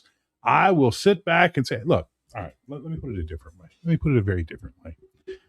Everyone sits around, and one of the big bugaboos they like to use about AI is they say, one day AI government's going to take over. They're going to run the world. All hail lords. Yeah, I'm like, okay, good. Because given how shitty a job humans are doing right now, I'd be open to some AI rule. Hell, how will the AI like the meme says. But Stop! What? No, don't repeat that. Don't repeat that. I think I heard what he said. Don't repeat that. It's like the meme, where they say, does anybody know what the Brain's up to these days? I'd like to hear his plans for world domination. And the answer is, fuck, I'll listen to Pinky at this point. You know what I mean? So I have no issue with this moving forward. And in fact, I think it's in Slovenia or it's Slovakia. It's one of those two. They were seeing so much corruption in government construction contracts for road work, public works, all this kind of stuff. They've created an AI assistant that vets proposals for contracts and awards them based on which company has the best record and is charging the right amount of money and isn't going to ruin the project. So suddenly the corruption is drying up, and all these corrupt construction guys are all like, "This is bullshit. AI is taking over." It's like, yeah, you're human. You built the system for every penny you could get out of it, and you had no moral issue with that. Now that they're using something to police your immorality that can't be bribed, can't have its family threatened, can't, be taken into a car drive in the middle of the night with a bag over their head, you're crying foul. You know what I mean? So, like, I'm absolutely open to the idea that AI will make the world a better place so long as the assholes in charge, these oligarchs and these crazy people, remember to take care of us at the bottom and make sure we don't starve to death. Now, for publishing and gaming and all that stuff, no one's going to be talking about this in 5 years except the RPG equivalent of your crazy uncle at Thanksgiving. Yeah, me. Yes. Part I him. caught there at the second here at the end.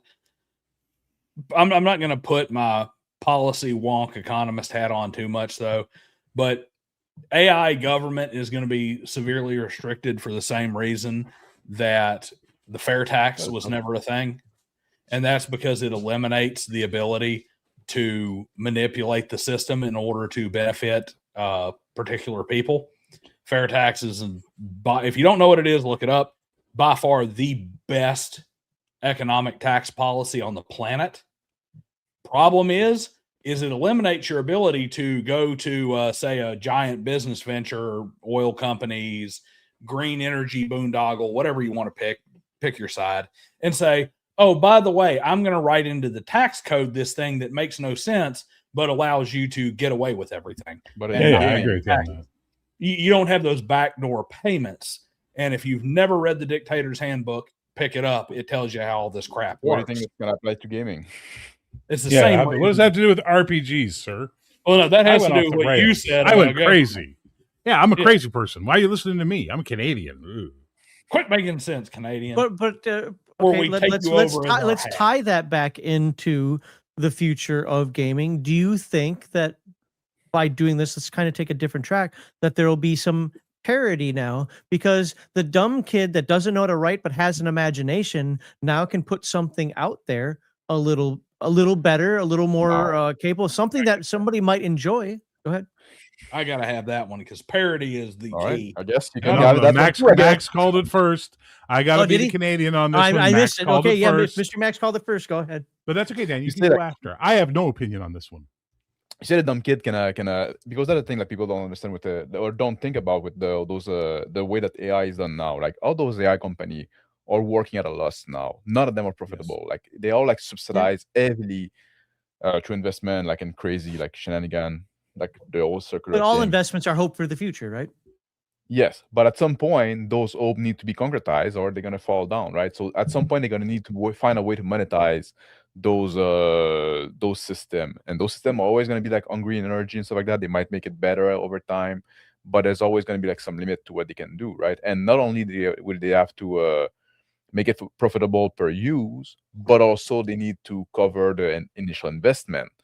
So at some point, like now AI, we can all have access to it. They try to get us used to it, but at some point, if we have to pay for prompt, or if the thing is like riddled with ads, or if you can do 5 prompts and then you have to watch a 1-minute ad, right? It's gonna be like some shit microtransaction like game. Yes, or it's gonna be like oh, $20 for 100 prompts, right? At some point, the dumb kid won't have access to that necessarily, or the people are gonna say, you know what, I might as well do it myself because it's not worth the prompt, or I think this is gonna be a limiting factor for the future. So for your perspective, the future that you see 5 to 10 years or whatever time frame, the number isn't specific, doesn't matter, but you actually see that at some point this is kind of going to go away, and only certain people are going to. It's still going to be there for like people that make money out of it, and for who it's like.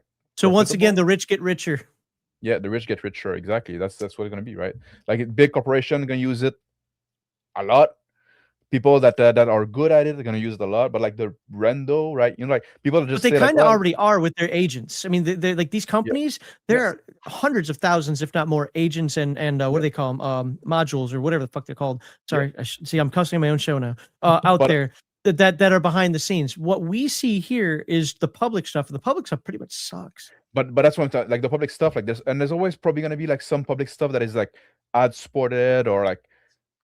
Kind of shitty and stuff like that. Is always going to be that, but a lot of people are not going to be satisfied with that. Are going to find it's not worth it, or it's going to be like $20 a month, so like that. Some people are going to pay that, but a lot of that people are just going to drop out, right? Like if I just want to have like some idea for like a list of different location potential, I just want a character portrait. I just want at some point it's going to, you know what? It's not that worth it, right? I think at some point like some of it in the particular is going to die off because of that. AI, in a way, is an equalizer. That's the truth. All right. I work tangentially to the real estate industry. Used to, if you were a realtor, You paid a professional photographer to come out and shoot a whole bunch of pictures and video and stuff of your house to put on marketing. Now you go in with your phone, because your phone now has sufficient video edit, video quality, video editing software, et cetera, in order for you to do that task. And the professional photographer gets cut out of that for the most part, unless you're doing a multi-million-dollar house that needs to do a bunch of staging. AI is an ultimate equalizer in RPGs. It allows the little guy to compete with the Wizards of the Coast, because now he doesn't have to have a $15,000 art budget in order to put out. If his game is solid and the art does what it's supposed to do, and he puts in the effort necessary to get something that's not just crap, like Bear has said continuously this entire What would you say that effort is wow. for somebody who's watching right now? Just as it doesn't have to be every little nut and bolt, but generally speaking, what would you say that effort is? Because I've said it, you've said it, I think the other two guys have said as well. There's some sort of effort that needs to go into this. What is, generally speaking, that effort? The effort is enough to make reasonable quality. So, for instance, I brought up Corpse King earlier. Now, there's been some people in chat talking about his writing quality. I'm not talking about that, because what he uses AI for is art generation. Is his art on par with a lot of, say, the 3rd edition D&D work? Because I'll put this out there: 3rd edition D&D art is kind of the peak. The 1st edition was, what's the cheap stuff that we can get? Now it's great, and from an we're starting a debate on that one. Yeah. Now, first or second. 2nd edition had some great art too. 2nd edition is but by the time, 1st edition was, who are the artists we can afford? 2nd and 3rd edition are, we have money and we have to pay artists. 4th and 5th edition are, now we can start cheaping out because there's modern tools to make it cheaper. So 2nd and 3rd, take your pick. Okay. The simple fact of the matter is that now you can have somebody who can, with a simple investment. All right. Actually, I'm going to give a shout out here to somebody that has hated on every single person on this panel, and I'm going to give him a piece of praise. Condor DM. If you look at the AI cover, I'm interested in about actually, you may be the only one who's escaped this, but me, Bear, and Max have all been trashed by Condor in the past. I'm not going to say anything good really about his game. I mean, I did say good stuff about it. He didn't give me credit for it, so I'm not going to say it again. However, he used all AI, and I do believe he actually was just cheaping out. However, if you look at the cover of Neo TTRPG, that is a decent piece of AI work that he put a decent amount of effort in to produce a somewhat quality product. And if you look at it, it's like, hey, this looks like something that an entry-level game designer would put out from a decent artist, maybe not top quality, but at least decent and good enough to represent a game.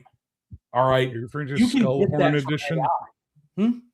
Are you referring to his Skullhorn edition with the the Skullhorn edition with the corn? It's okay. Yeah, that's literally low effort ChatGPT. You could do that. No, it could be a lot better. I'm not saying it, but I've seen a lot worse on Drive. Does it fit the theme for his game?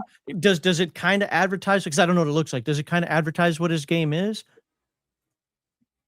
Like, I guess that's what I'm at. Does it fulfill its mission? And here's why I'm asking that. My favorite game that you guys all know about, Earth Dawn, has some of the shittiest art. Now I'm doing it. Dang it. Has some of the worst art. I can't stand Lubinstein's art. I couldn't stand his art for Battletech. I couldn't stand his art for Shadowrun. I couldn't stand his art for Earth Dawn. But the art didn't sell me on the game. There are placeholders. There was stuff to fill in white areas. So my question to go back to you is what'd you call it? Skullhorn? Skullhorn edition, yeah. Skullhorn edition. TTRPG. Pardon me. I could have sworn I've heard of that. But I mean, does it look like something that says, you know what, this is an RPG? Because I'd give them the same credit if that's the case, But if it's just like, let me spam out some AI art and just so I've got a green orc somewhere and it looks like 7 fingers with a sword coming out of his eyeball, then I'd be, Well, let me ask you this real quick. Are you looking at the knight on the red fire background that's like kneeling down with the sword, or are you looking at the one that's like a skull that's over the top of a world? So the one I see is the skull in the sky, the castle in the background, and the knight kneeling down with his sword on a red. Okay, that's a new. I just looked it up to make sure that we're looking at the same thing here. That is the new AI. That's the new art that he's come up with, and I mean it's generic. I actually don't see a problem with it. Now, no, it's just very generic. It's very generic, but it's not bad. I mean, the knight doesn't have 14 fingers or an arm sprouting out of his back. No. And I see the one you're talking about where it's the skull over the world, and that's nice. It's not bad. Yeah, which I mean, just for sake of argument, I'm going to go ahead and post it in the private chat. Well, no, it's not going to let me. Should it go back to the old one? Well, no, actually, I wouldn't. I would stick with the red one. I would stick with the red one. Do me a favor for this. Is we can talk about this a little bit more in the members only. The conversation's not horrible, but let's keep it on looking 10 years, 5-10 years ahead with AI. Like where's this going with that? Let me go back to that. So I'll bring it back around here. The point is that you're talking about a guy who spent $0 on his game and really zero effort. But you know what? AI allowed him to produce something that absolutely would not have ever been within his ability 5 years ago. Now, did AI write his game? I don't know anything about it. Did AI write his game? Trust me, AI would have done a much better job. Okay, but he put the effort in, is what you're saying. He did put in the effort. Yes, to the art. Well, to his game. Like, I mean, I don't know. Is it copied? Is it copied from another game or something? No.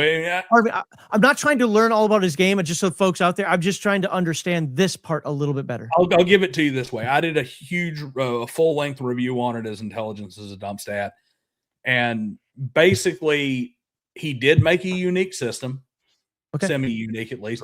He did put his own work into it. Okay. He did have some somewhat novel concepts. So would you say that he put the effort in terms of AI? Would you say that, hey, you know what, the art, whatever you think of his game, the art was the area he couldn't focus on. He focused on making the game. He needed to do something else for the art. So he put the effort in, and for lack of a better term, he's allowed to use the AI for that. Is that kind of where you're going? Yes. Okay. I will say that he did put at least within his capacity, he put in the effort for the AI to generate the art, and the art is acceptable. And I would say that his art, his AI generated art for his game, is better than a lot of even paid for produced art in some other stuff that's on Drive-Thru RPG. But that's a low bar.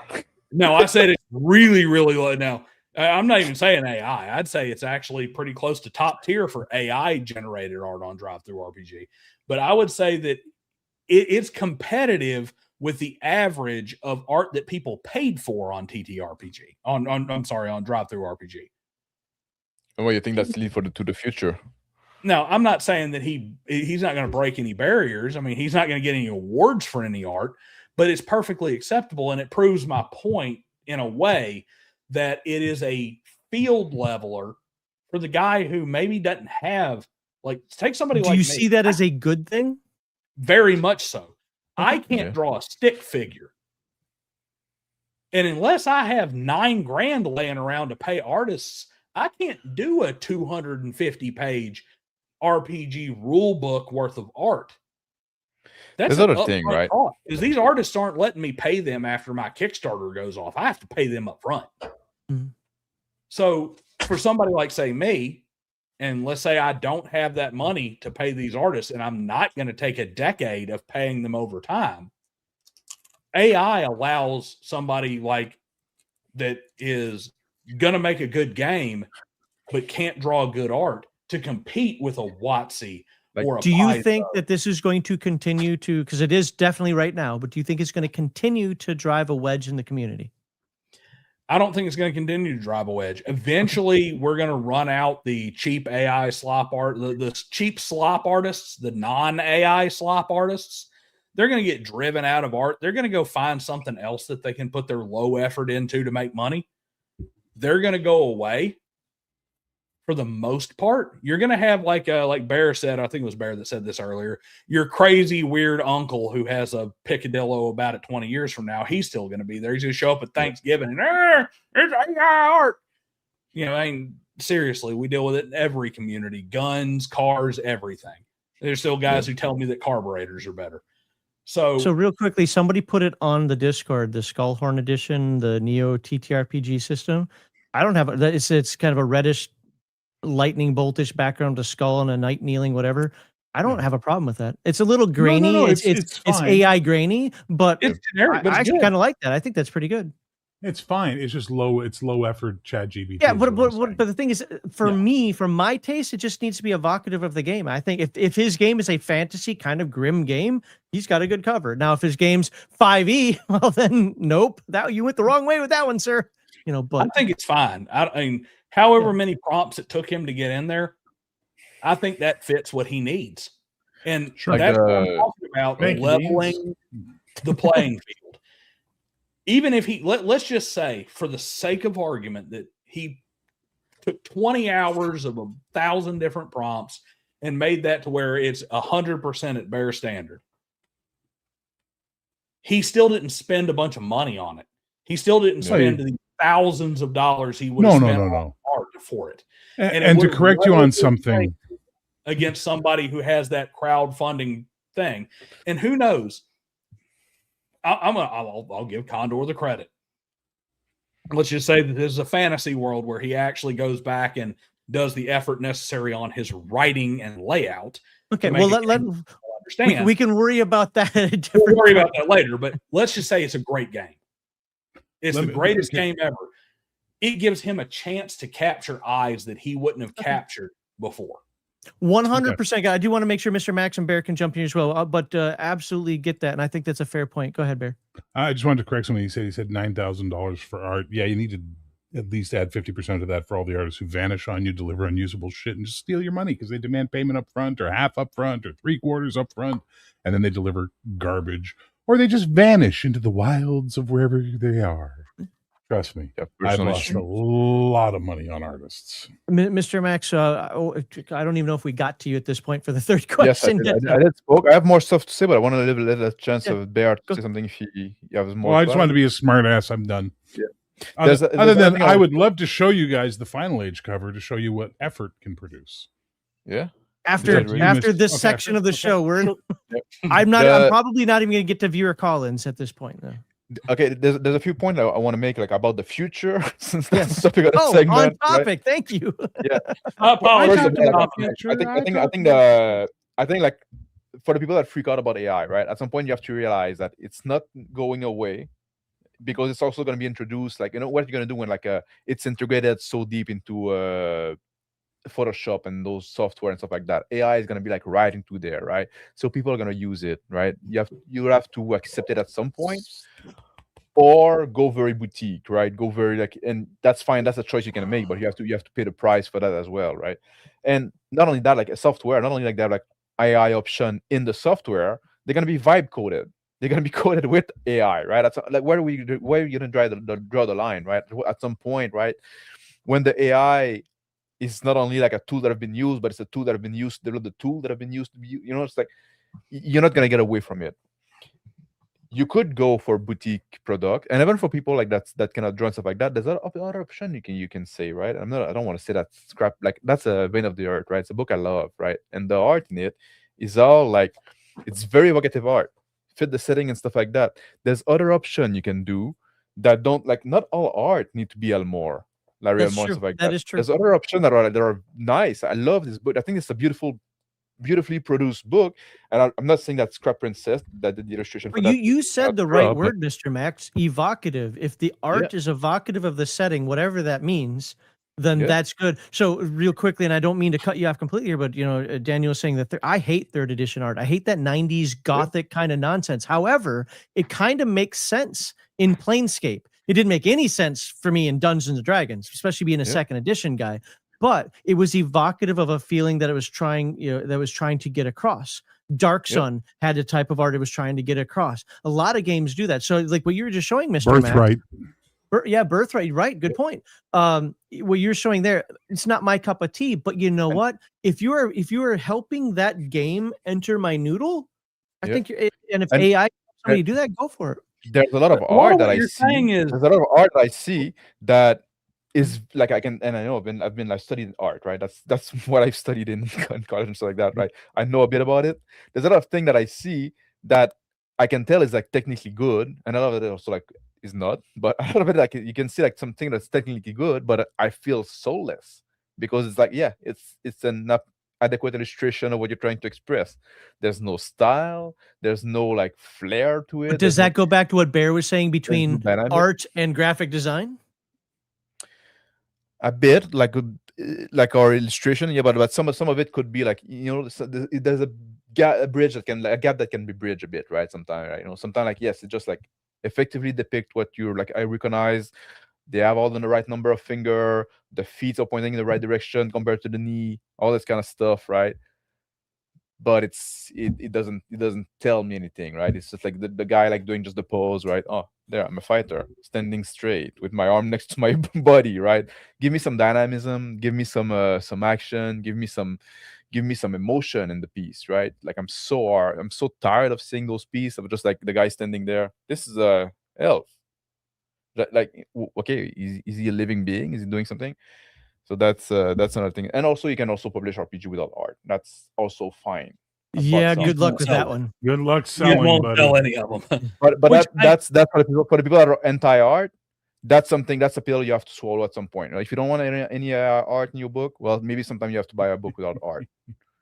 You know, and some people talk about doing like 2 versions, right? Like I heard like maybe was it Max, Leo, and Bear saying that? Like maybe I'm gonna put out a version without art and a version with art. No, I'm doing that with mine. Oh, are you doing it also? Well, I have to for Shadow Dark because the Shadow Dark community absolutely is on the anti-AI bandwagon. Though some of them actually come to my channel and said, "I don't care if you use AI art, man. I want this world. I want to know more about Final Age." But I have to do 2 versions. I have to do a no AI art version, which will have very minimal art. I'm paying an Italian friend a little bit of money to just do some black and white art for me.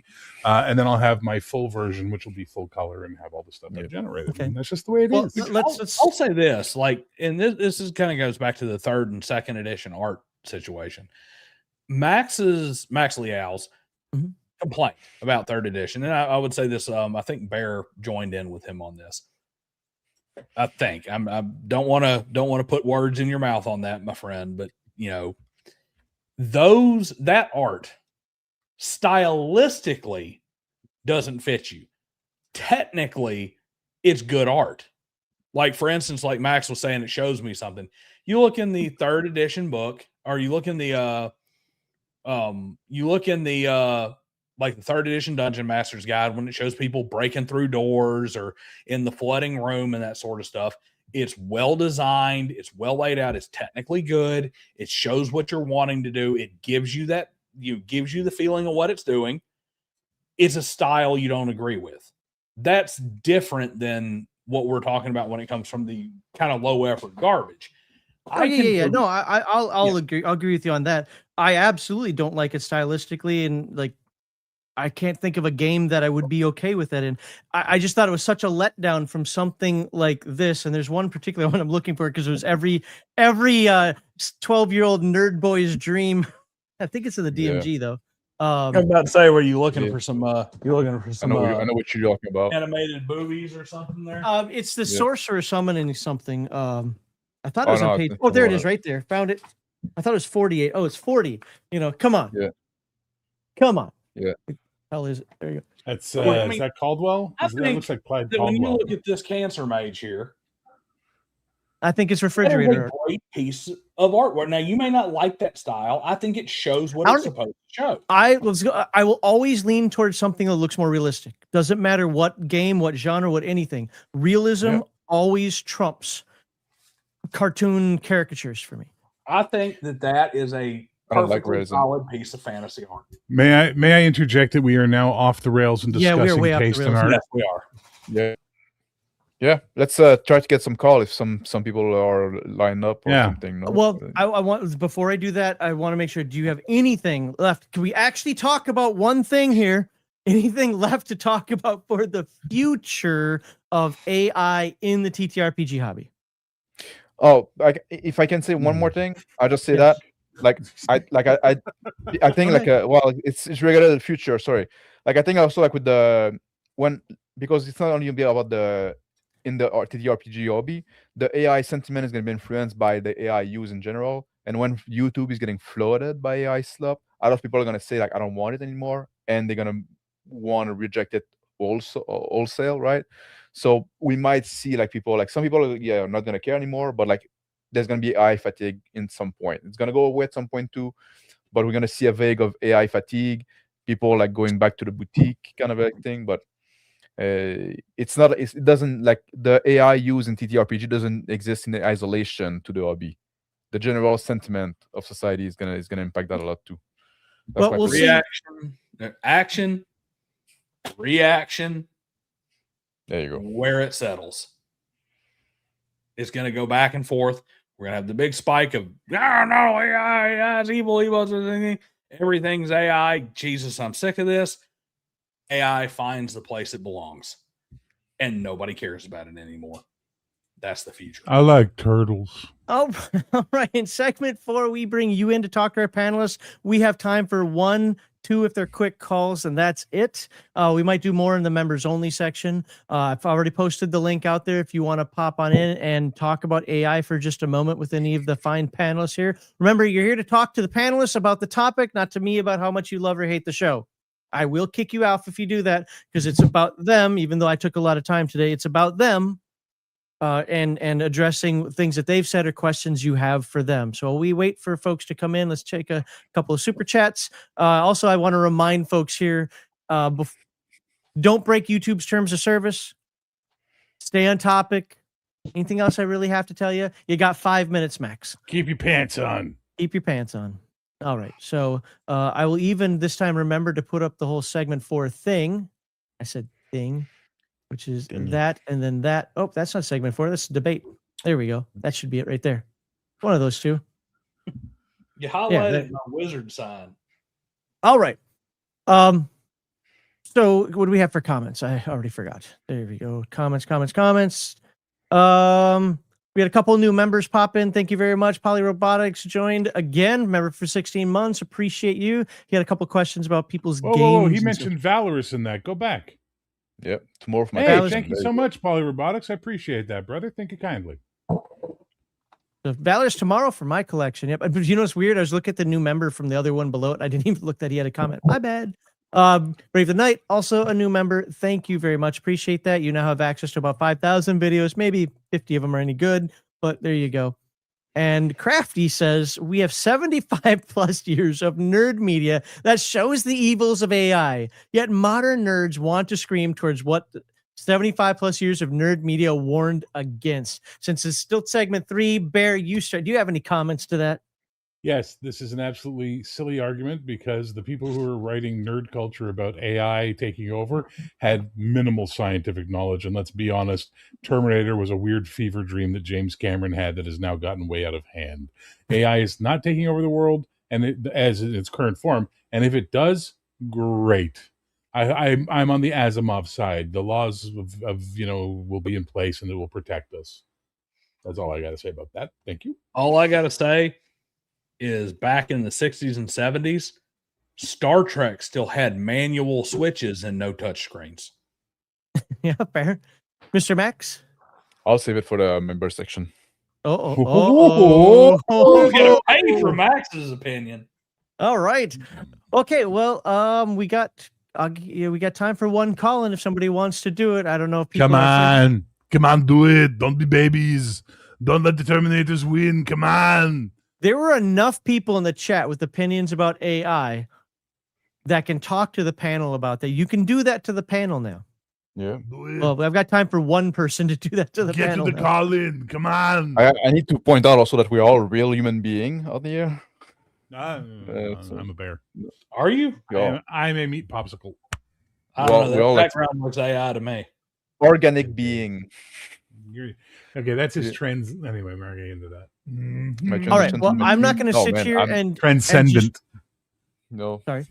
I'm not going to sit here and wait Okay. We've been notoriously, myself included, this is no blame, just notoriously off topic if we spend more than like 5 seconds thinking. So I'm just going to end the public version of the show now. Members, stay tuned. To be fair, from what people keep telling me, subscribers can watch as well. You just can't talk. So, you know, what it is what it is. We're going to the members only portion of the show where we'll address a few things that may not have been addressed previously. It sounds like Mr. Max has definitely got something to say, and we'll go from Spicy. there. So that is it. Shock. That is it for the public. Do I have an outro screen? Yeah, I do. There we go. All right, there we go. Okay. Please leave a comment of who you believe had the most compelling, interesting, or novel position. Did you learn anything new that you may try at your table? Let us know in the comments. YouTube members, there is more to come, so don't go anywhere. Sincere thank you to everyone who supported the show. Super Chats, Rumble Rants, memberships, and to all of you who took the time to join us tonight. Finally, thank you very much to tonight's panelists. Bear came in at the last second, so you guys can give him a second thank you. But Daniel with Driving and Dragons back on again. Appreciate that. Mr. Max, always fun. Have him on. So there we go. We've got everybody shouted out there. Check the link in the descriptions for where you can find them. I had fun. Yes, it was my fault. Things got off topic a little bit. I pushed them off topic a couple times. It is what it is. You know, I'm not a news show. Get over it. So finally, thank you very much. I did that. Be sure to subscribe to their channels. I said that as well. I guess we're done. Yeah, I don't have to do any of that nonsense anymore. So with that, members, stand by. As soon as I find my outro here, we'll be out. Outro. And there it is. That's not it. That was the wrong one.